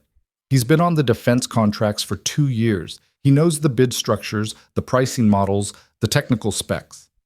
Patricia's voice was tight with controlled anger. "If he's selling classified information to competitors, that's not just corporate espionage. That's a federal crime. We're talking years in prison." "Good," Tessa said flatly. "I want him in prison. I want him so far gone that he can never hurt anyone again." "Tessa," Patricia said carefully, "I understand you're angry, but we need to be strategic here. If the FBI is investigating, we cooperate fully. We provide whatever documentation they need, but we also protect the company. This could be devastating for Harrington's reputation if it gets out." "The company didn't do this. Caleb did." "The public won't care about that distinction. Defense contractor leaks classified data. That's the headline. We need to get ahead of this." Tessa closed her eyes. Patricia was right. Even if they proved Caleb acted alone, even if they cooperated fully with the investigation, the mere association with a federal crime could destroy Harrington's credibility with government clients. "Set up the meeting for tomorrow," Tessa said. "And Elliot, I need you to pull every piece of documentation we have on Caleb's access to the defense contracts. Every email, every file he touched, every meeting he attended. I want a complete record ready for the FBI by morning." "On it," Elliot said. "But Tessa, if this gets out before we can control the narrative, then we deal with it. But right now the priority is making sure the FBI has everything they need to nail Caleb to the wall." That night, Tessa barely slept. She lay in bed staring at the ceiling, running through scenarios. If Caleb had actually tried to sell classified information, he'd crossed a line that couldn't be uncrossed. This wasn't expense fraud or affairs or even embezzlement. This was betraying his country for money, and the federal government didn't forgive that kind of crime. But there was something else nagging at her, something that didn't quite fit. Caleb was arrogant and entitled and absolutely capable of stealing from the company. But selling defense secrets?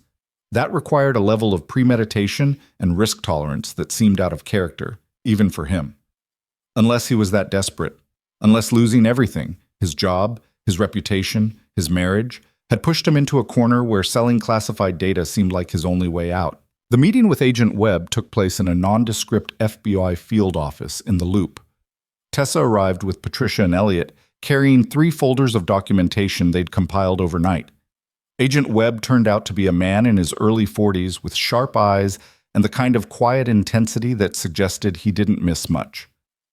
"Thank you for coming in," Webb said as they settled into a conference room. "Before we begin, I want to clarify that you're not under investigation, Ms. Vale. We're treating Harrington Industrial Solutions as a victim in this situation. However, we do need your full cooperation." "You have it," Tessa said. "Whatever you need." Webb opened a folder and slid several documents across the table. Tessa recognized them immediately. Bid specifications for an upcoming defense contract, technical drawings for component manufacturing, pricing strategies that Harrington had spent months developing. "These documents were offered for sale to Apex Defense Manufacturing 3 days ago," Webb said. "Apex contacted us immediately because they recognized the information as classified. The seller was using an encrypted messaging service, but we've been able to trace the communication back to a location in Chicago." "Do you know who the seller is?" Patricia asked. "We have a strong suspect, but we need to confirm a few things first." Webb looked at Tessa. "Ms. Vale, how many people at your company have access to this level of detail on defense contracts?" 5, maybe 6 people total. The VP of operations, the lead engineer on the defense team, a few project managers, and Tessa paused. "And Caleb Sterling, who was VP of sales until he was terminated 2 weeks ago." "Terminated for what reason?" "Fraudulent expense reporting and misuse of company funds. We discovered he'd been charging personal expenses to the company for over 2 years." Webb made a note. "Was Mr. Sterling's access to classified files revoked when he was terminated?" Elliot leaned forward. "It should have been. Our standard protocol is to revoke all system access immediately upon termination, but Sterling was escorted out of the building within minutes of being fired. If he'd downloaded files before the meeting where he was terminated, then he'd have the information on a personal device, and we wouldn't know until we audited the access logs," Tessa finished. She felt sick. "We were so focused on getting him out of the building, we didn't think to check what he might have taken with him." "That's actually helpful," Webb said. "It establishes a timeline. Can you provide us with detailed access logs for Mr. Sterling going back, say, 3 months?" "We brought them with us," Elliot said, sliding one of the folders across the table. "Every file he accessed, every email he sent, every system he logged into. It's all there." Webb spent several minutes reviewing the logs, his expression unreadable. Then he looked up. "According to this, Sterling downloaded the complete bid package for the Henderson defense contract on the morning of the day he was fired. That was 2 weeks ago. He's been sitting on this information and now he's trying to monetize it." "Can you prove it was him?" Patricia asked. "We're working on it. The encrypted messaging makes it difficult, but we have other evidence. Security footage from a coffee shop where one of the messages was sent. Financial records showing Sterling's recent money troubles." Webb paused. "We're close. But what we need from you, Ms. Vale, is bait." Tessa felt her pulse quicken. "What kind of bait?" "Sterling reached out to Apex, but they shut him down. He's going to try other buyers. We want to set up a controlled transaction with an undercover agent posing as a representative from a competing firm. We make an offer, arrange a meeting, and arrest him when he shows up with the documents." "You want to catch him in the act," Tessa said. "Exactly. But for this to work, we need to understand his psychology. What motivates him? What would make him take the risk of meeting in person rather than just sending encrypted files?" Tessa thought about Caleb, about 7 years of watching him operate. Money, obviously, but more than that, he needs to win. He needs to prove he's smarter than everyone else. If your undercover agent challenges him, questions whether he really has the goods, Caleb won't be able to resist proving it. His ego won't let him walk away. Webb nodded slowly. That's useful. Anything else? He's desperate right now. He lost his job, his reputation, his marriage. He's facing embezzlement charges and a divorce that's going to leave him with nothing. This sale isn't just about money, it's about clawing back some sense of control. If you offer him enough money and enough validation, he'll show up. How much is enough?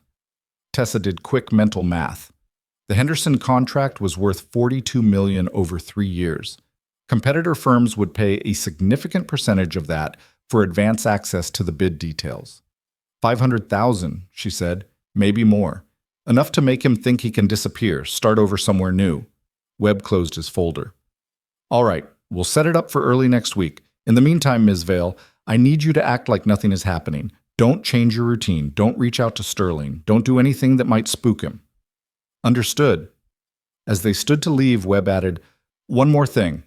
When we arrest Sterling, this is going to become public. FBI arrests on espionage-related charges tend to make headlines. You should prepare for media attention. Tessa met his eyes. Let them write whatever they want. As long as Caleb Sterling ends up in a federal prison, I can handle the headlines. The weekend crawled by. Tessa tried to focus on work, on the Henderson presentation that was now just 5 days away, on the normal operations of running a company. But her mind kept circling back to Caleb and the FBI sting and what would happen when the trap finally sprung. On Monday morning, Agent Webb called. We've made contact.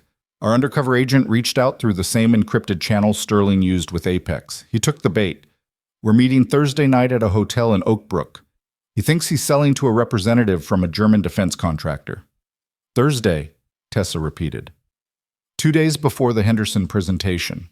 If Caleb was arrested, if the news broke, it could overshadow everything they'd worked for. Can you delay it? She asked. Just a few days until after. I'm sorry, Ms. Vale. The timeline is what it is. Sterling's getting nervous. If we don't move now, he might disappear. Tessa closed her eyes. All right, do what you need to do. The next 3 days were a special kind of torture. Tessa went through the motions, final prep for Henderson, budget reviews, personnel meetings, while knowing that Thursday night, Caleb Sterling would walk into a hotel room expecting $500,000 and walk out in handcuffs. She told herself she should feel vindicated, triumphant. This was justice, real justice, not just corporate consequences, but actual legal accountability for criminal behavior. But mostly, she just felt tired. On Thursday afternoon, Jennifer cornered her in the hallway. You need to go home, Jennifer said firmly. You look exhausted. The Henderson pitch is tomorrow. You need to be sharp. I'm fine, Tessa said automatically. You're not fine. You've been distracted all week.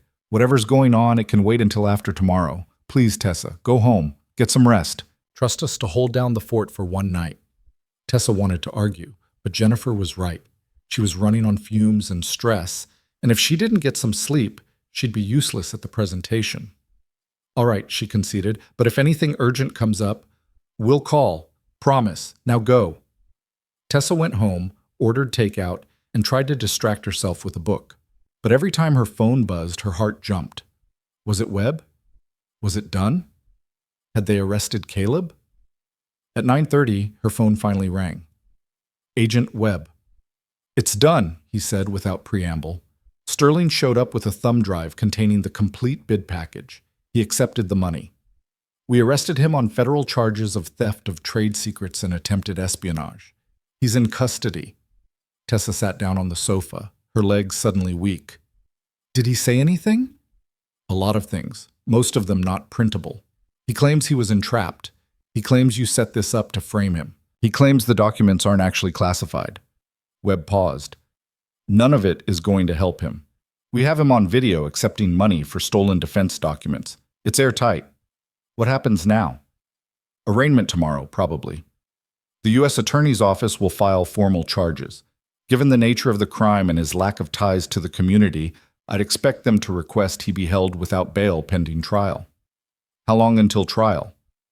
Could be months. Could be over a year. But Ms. Vale, with the evidence we have, this is likely to end in a plea deal. Sterling's looking at 10 to 15 years minimum. His attorney is going to tell him to cooperate. 10 to 15 years.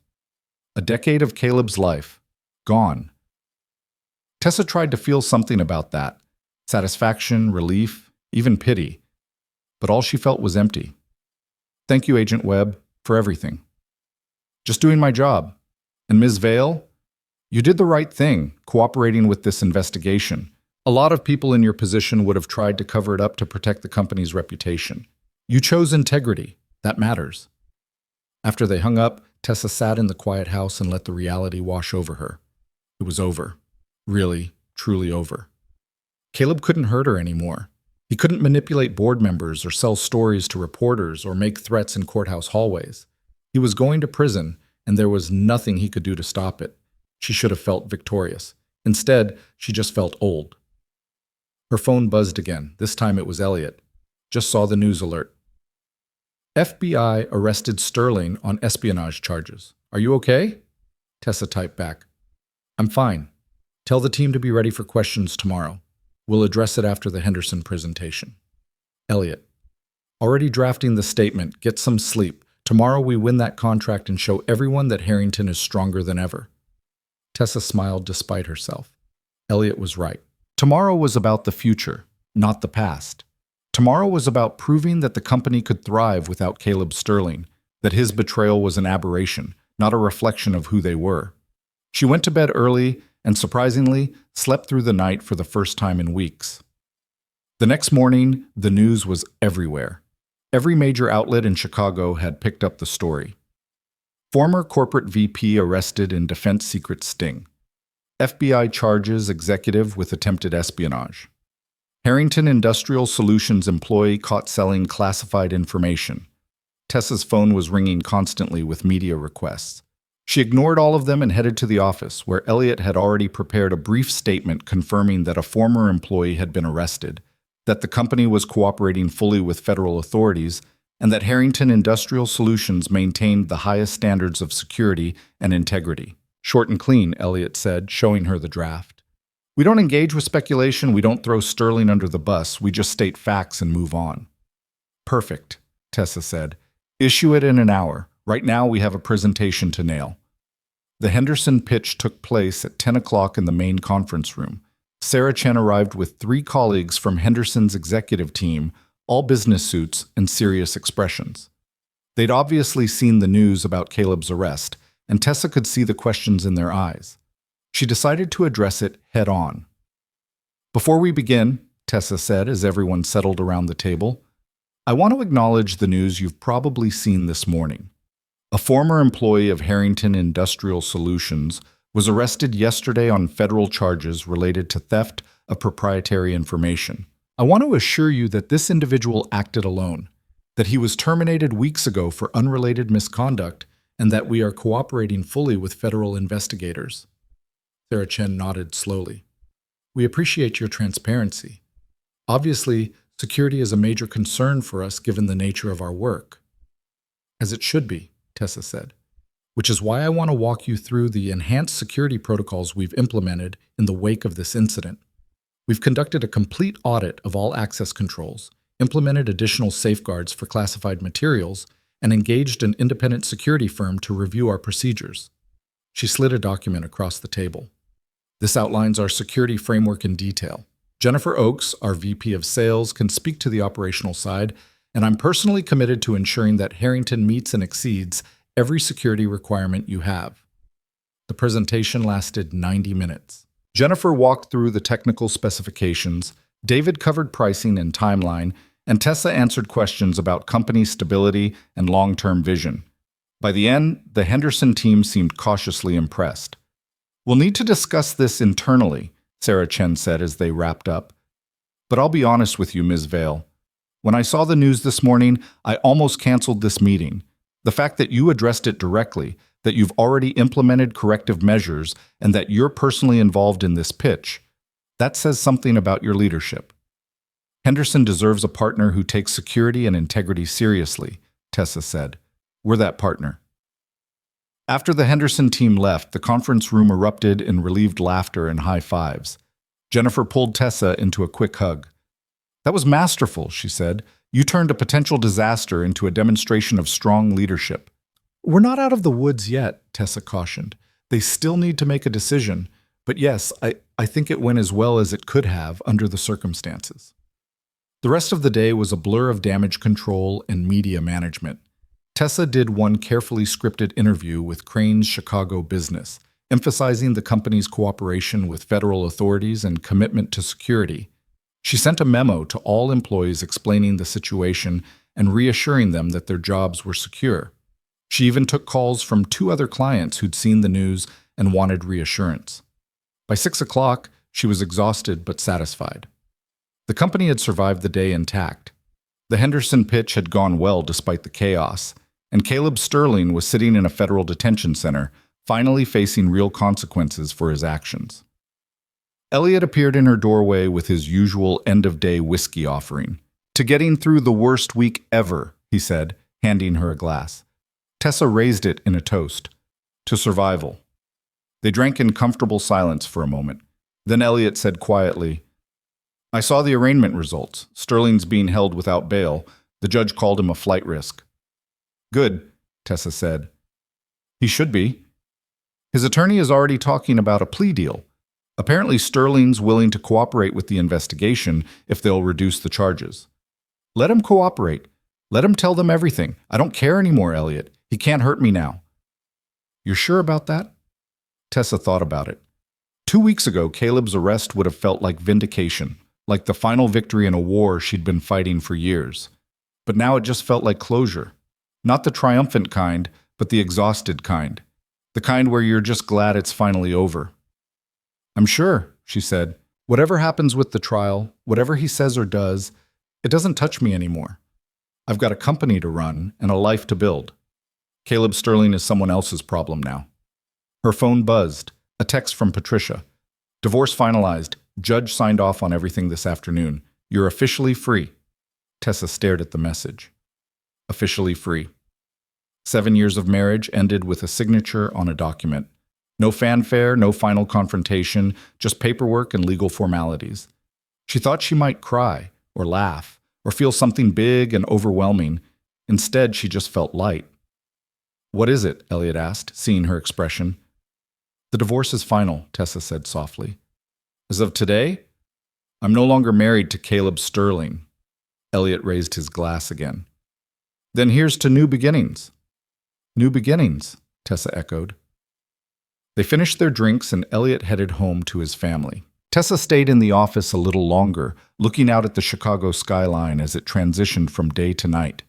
Somewhere out there, Caleb was in a cell, probably still trying to figure out how everything had fallen apart so completely. Somewhere out there, the Henderson team was deliberating whether to trust Harrington Industrial Solutions with their contract. Somewhere out there, life was continuing forward, indifferent to the small personal dramas that felt so enormous when you were living through them. Tessa gathered her things and headed for the elevator.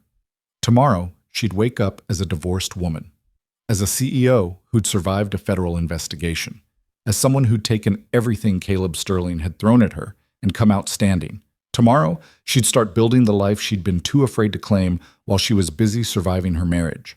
But tonight, she was just going to go home, order pizza, and sleep for 12 hours straight. She'd earned it. The 12 hours of sleep turned into 14, and when Tessa finally woke up on Saturday morning, sunlight was streaming through the bedroom windows and her phone was buzzing with messages she'd ignored all night. She lay there for a moment, taking inventory of how she felt. Not triumphant, not devastated, just quiet. Peaceful, even. The divorce was final. Caleb was in federal custody. The Henderson presentation was done. For the first time in 3 years, there was nothing urgent demanding her attention, no crisis to manage, no battle to fight. She didn't quite know what to do with that. Tessa showered, made coffee, and finally checked her messages. Most were congratulations from board members who'd heard about the divorce finalization. A few were from employees expressing support, and one, surprisingly, was from Brielle Thorne. The message was brief. "I saw the news about Mr. Sterling's arrest. I'm sorry you had to go through all of this. Thank you for giving me a second chance. I won't waste it. Tessa stared at the message for a long moment, then typed back, "You're doing good work. Keep it up. It wasn't friendship. It probably never would be. But it was acknowledgement, and maybe that was enough." The weekend passed quietly. Tessa cleaned out the last of Caleb's belongings from the house, things the movers had missed or he'd abandoned. A jacket in the hall closet, some old running shoes in the garage, a stack of golf magazines in the basement. She packed it all into boxes and had it delivered to the storage unit where his attorney had directed his personal effects to be sent. With each item she removed, the house felt more like hers. Not theirs. Not his. Just hers. On Sunday afternoon, she was reorganizing the study when she found a photograph tucked into one of her father's old books.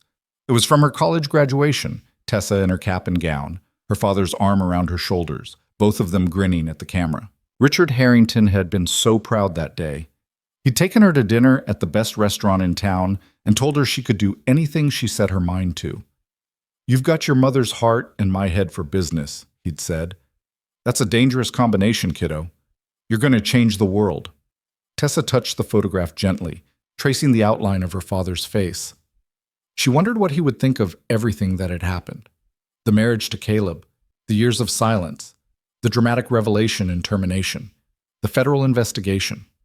She thought he'd probably say she'd handled it exactly right. Patience, strategy, and the willingness to make hard choices when necessary. Those were the lessons he'd taught her. "I hope I'm making you proud," she whispered to the photograph. Her phone rang. "Elliot." "Please tell me you're calling with good news," Tessa said, "because I'm having a surprisingly nice weekend, and I'd like to keep it that way." "I'm calling with excellent news," Elliot said, and she could hear the smile in his voice. "Sarah Chen just emailed. Henderson wants to move forward. They're awarding us the contract." Tessa sat down hard on the edge of the desk. "They are?" $42 million over 3 years with an option to extend for another 2. She said your handling of the Sterling situation actually increased their confidence in the company. They want a partner who can manage crises with integrity and transparency. "We did it," Tessa said softly. "We actually did it." "Jennifer did it," Elliot corrected. "David did it. The whole team did it. But yes, we did it. And Tessa? This is just the beginning. Word's already spreading that Harrington is under new leadership and operating differently. I've had 3 inquiries this week from companies wanting to discuss potential partnerships." Tessa felt something unfurl in her chest. Hope, maybe, or possibility. The company wasn't just surviving the scandal. It was thriving because of how they'd handled it. "Set up the meetings," she said. "Let's see what else we can build." Monday morning, Tessa walked into the office to find the entire staff gathered in the main common area. Someone had hung a banner that read, "Congratulations on the Henderson contract," and there was coffee and pastries spread across several tables. Jennifer stood at the front of the crowd, grinning. "We wanted to celebrate," she explained as Tessa approached. "Not just the contract, but everything. The fact that we survived the chaos and came out stronger. The fact that we have leadership who actually cares about doing the right thing. So boss, say a few words." Tessa looked around at the faces watching her, people she'd worked alongside anonymously for years, people who'd trusted her to lead them through crisis, people who'd chosen to stay and fight rather than flee when the news about Caleb broke. "I don't have a speech prepared," she admitted, "but I'll tell you this. 3 weeks ago, I walked into a board meeting and claimed this company publicly for the first time. I did it because it was time, because I couldn't hide anymore, and because someone needed to hold Caleb Sterling accountable for what he'd done. But I also did it because I believed in all of you, in your talent, your integrity, your commitment to building something that matters."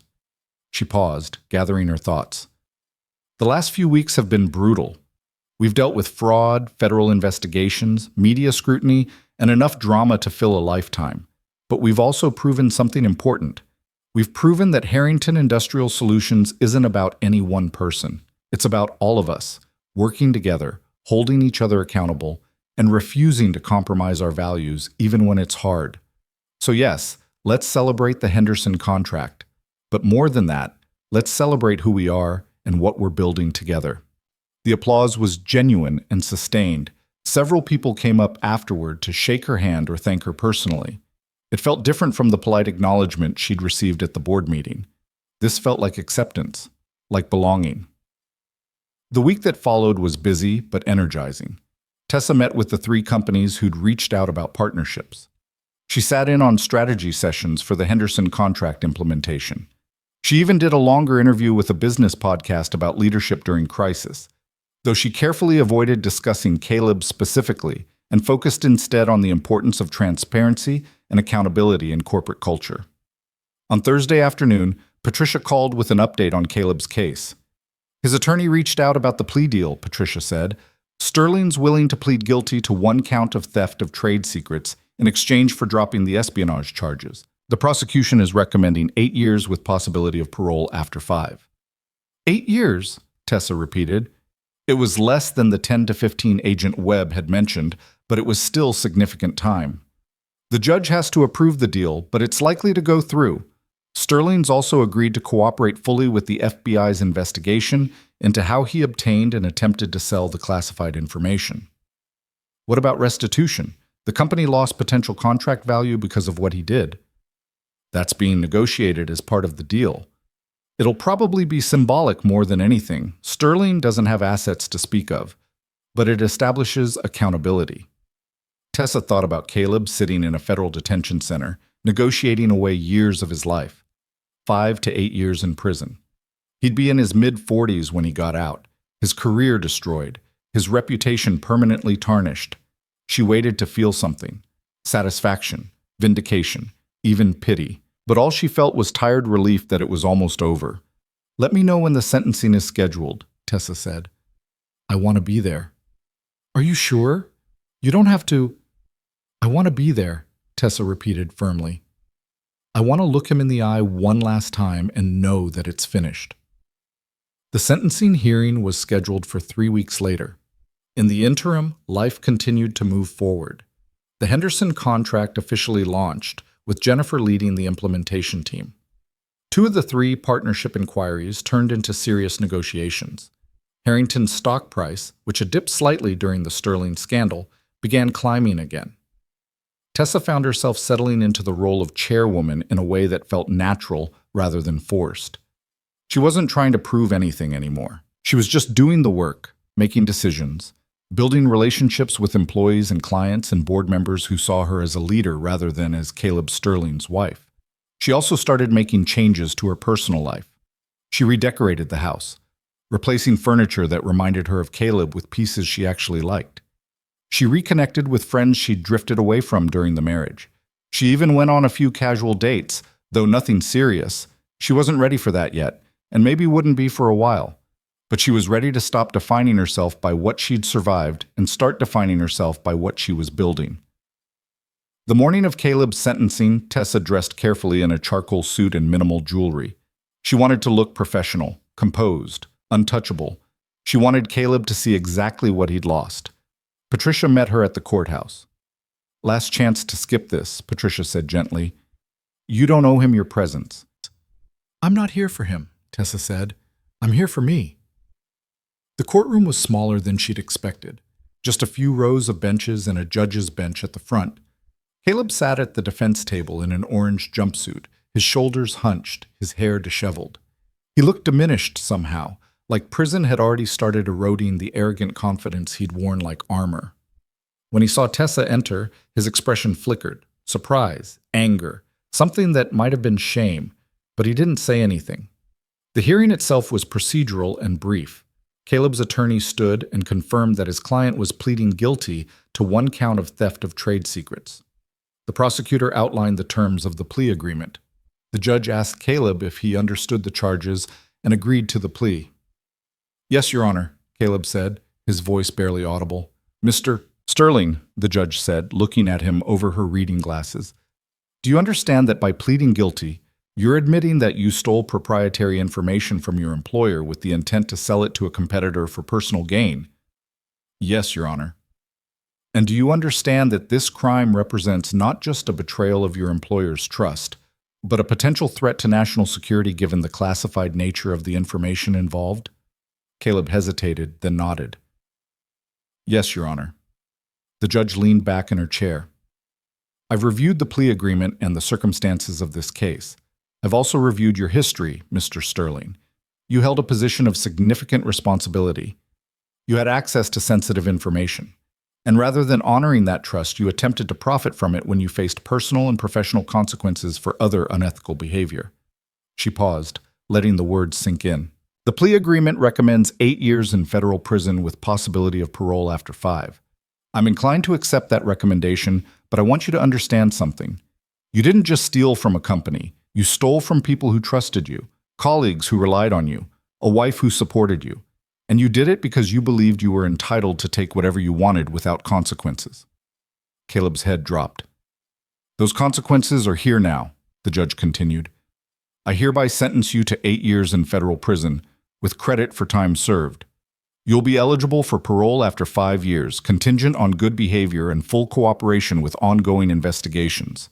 Additionally, you're ordered to pay restitution to Harrington Industrial Solutions in the amount of $100,000 to be paid from any future earnings or assets.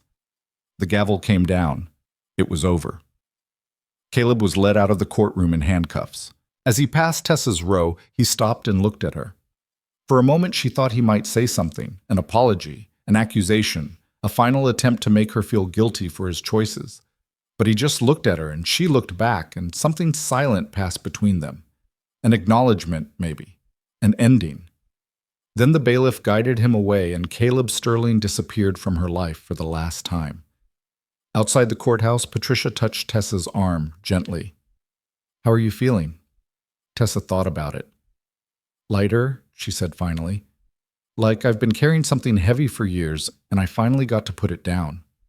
That's a good way to feel. They walked together to the parking garage, and Patricia drove Tessa back to the office. The afternoon stretched ahead, full of meetings and decisions and the ordinary challenges of running a company. It felt wonderfully, perfectly normal. The months that followed brought more change. Harrington Industrial Solutions won 2 more major contracts. The company expanded into the Southeast market they'd been eyeing. Tessa hired a new VP of operations and promoted several promising junior employees into management roles. She also started speaking publicly about corporate governance and ethical leadership, doing interviews and panels about what she'd learned from the experience with Caleb. She was careful never to make it about personal revenge or marital drama. Instead, she focused on accountability, transparency, and the importance of creating systems that prevented abuse of power. The response was overwhelmingly positive. Other business leaders reached out to share their own stories of dealing with unethical employees or partners. Women especially told her how inspiring it was to see someone refuse to be diminished by betrayal, to see someone turn pain into purpose. Tessa found meaning in those conversations. They reminded her that her story wasn't just about Caleb Sterling or one company or one marriage.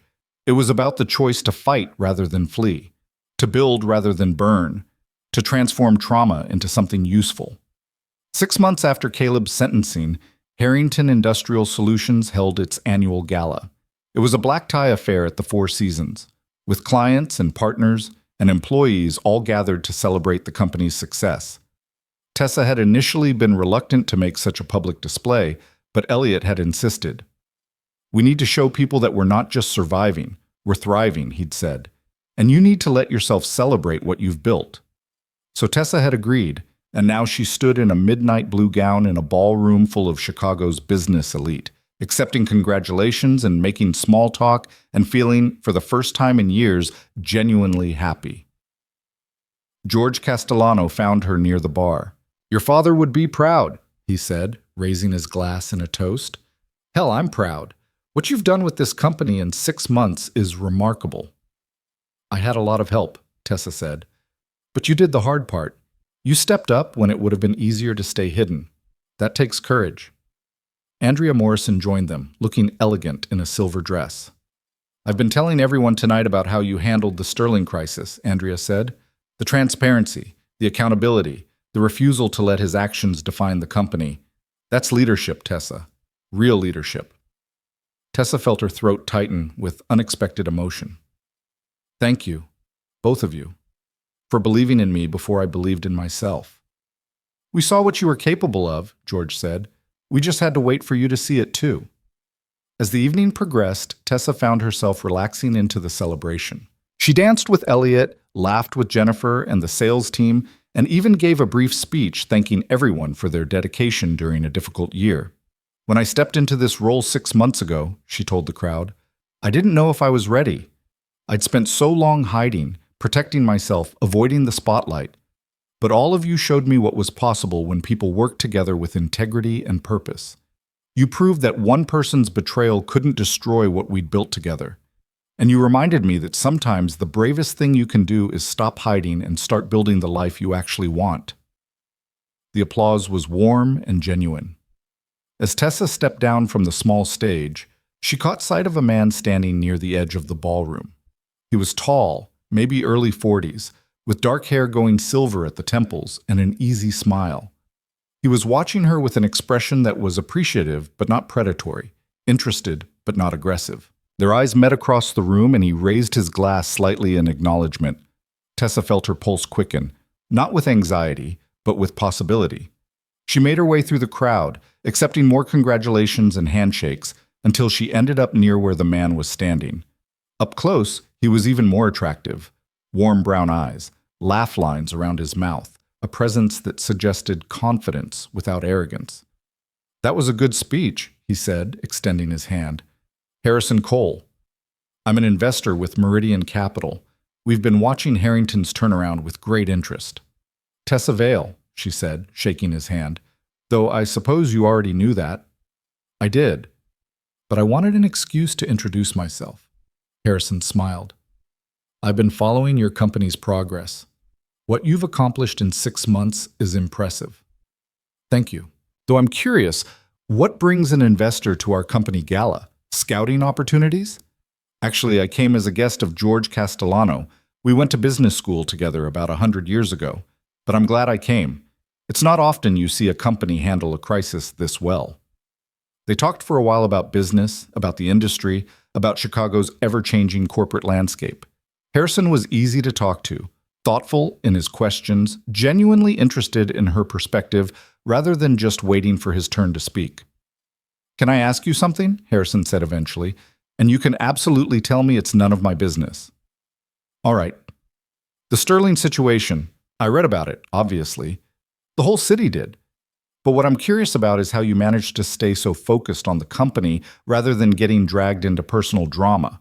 That takes discipline." Tessa thought about how to answer that. "I learned a long time ago that the best revenge isn't destruction, it's building something better. Sterling wanted me to be the bitter ex-wife, the vengeful harpy, the woman who couldn't let go. So I refused to be any of those things. I focused on the work, on being the leader this company deserved. Everything else was just noise." Harrison nodded slowly. "That's a hell of a philosophy. Most people would have burned everything down and called it justice." "Burning things down is easy," Tessa said. "Building something that lasts is harder, but it's also more satisfying." "I believe that," Harrison said. He glanced around the ballroom, then back at her. "This might be forward, but would you have any interest in having dinner sometime? Not as an investor pitch or business meeting, just as two people who had an interesting conversation and might enjoy having another one." Tessa felt a flutter of nervousness mixed with excitement. It had been a long time since anyone had asked her to dinner, really asked, not as networking or obligation, but as genuine interest. "I'd like that," she said, "though I should warn you, I'm recently divorced and probably terrible at dating." "Well, I'm recently single and definitely terrible at dating," Harrison said with a smile. "So we'll be terrible together. That seems fair." They exchanged numbers, and Harrison promised to call her next week to set something up. As he walked away to rejoin George's group, Tessa found herself smiling. It wasn't love, it wasn't even romance, not yet. But it was possibility. A reminder that her life wasn't over just because one chapter had ended badly. A reminder that she could still meet new people, try new things, open herself up to experiences that had nothing to do with Caleb Sterling or corporate crises or anything except her own happiness. Elliot appeared at her elbow with champagne. "Was that Harrison Cole you were talking to?" "It was." "Do you know him?" "By reputation, smart investor, good instincts, apparently a decent human being, also very single after a divorce about 2 years ago." Elliot raised an eyebrow. "Did he just ask you out?" Maybe. Is that weird? It's perfect, Elliot said firmly. You deserve to have coffee with a handsome investor who has no connection to your ex-husband or corporate drama. You deserve to have something in your life that's just about you being happy. Tessa clinked her glass against his. To being happy. To being happy, Elliot echoed. The gala wound down around midnight. Tessa said her goodbyes, thanked the event coordinators, and headed out to where her car was waiting. The October night was cool and clear, the city lights sparkling in the darkness. As the car pulled away from the Four Seasons, Tessa looked back at the building, at the warm glow of the ballroom windows. 6 months ago, she'd have been standing on a porch in the rain, shaking with cold and fury, holding a broken suitcase and wondering how her life had fallen apart so completely. Now she was the chairwoman of a thriving company. She was divorced and financially secure and surrounded by people who respected her. She had a dinner date with a man who seemed genuinely interested in who she was, not what she could do for him. She had a future that looked nothing like her past. Caleb Sterling had tried to destroy her. He'd thrown her away like trash, called her worthless, done everything in his power to diminish and erase her. And she'd proven him wrong in every possible way, not by matching his cruelty or sinking to his level, but by being exactly who she'd always been underneath the performance of being his wife. Smart, strategic, strong, and unwilling to accept less than she deserved. The car pulled up to her house. Tessa thanked the driver and walked up the porch steps, no longer seeing the spot where she'd stood in the rain. That night felt like it had happened to someone else, in another lifetime. Inside, the house was warm and quiet, and unmistakably hers. She kicked off her heels, poured herself a glass of wine, and curled up on the sofa with her laptop. An email from Harrison was already waiting. It was wonderful meeting you tonight. I meant what I said about dinner. How's next Friday? Tessa smiled and typed back, Friday works, looking forward to it. She sent the email and closed her laptop, settling back into the cushions. Tomorrow she'd wake up and go to work and continue building Harrington Industrial Solutions into something her father would be proud of. She'd take meetings and make decisions and lead her team through whatever challenges came next. But tonight, she was just going to sit in her house and drink her wine and think about the fact that Harrison Cole had asked her to dinner, and she'd said yes. And that felt like the beginning of something good. 6 months ago, Caleb had taken everything he thought mattered and tried to leave her with nothing. Now she had everything that actually mattered, and Caleb was in a federal prison counting down the years until parole. She'd won. Not the way people won in movies with dramatic confrontations and cinematic justice, but in the quiet, sustainable way that actually counted, by rebuilding her life into something better than what she'd lost, by refusing to let betrayal define her, by choosing growth over grievance and purpose over pain. Tessa raised her glass to the empty room. To new beginnings, she said softly. The platinum ring on her right hand caught the light. Fortis et liber, strong and free. She was both now. And she always would be. Caleb Sterling had lost everything chasing power he'd never really had. Tessa Vale had kept everything by finally claiming the power that had always been hers. And in the end, that was the only victory that mattered.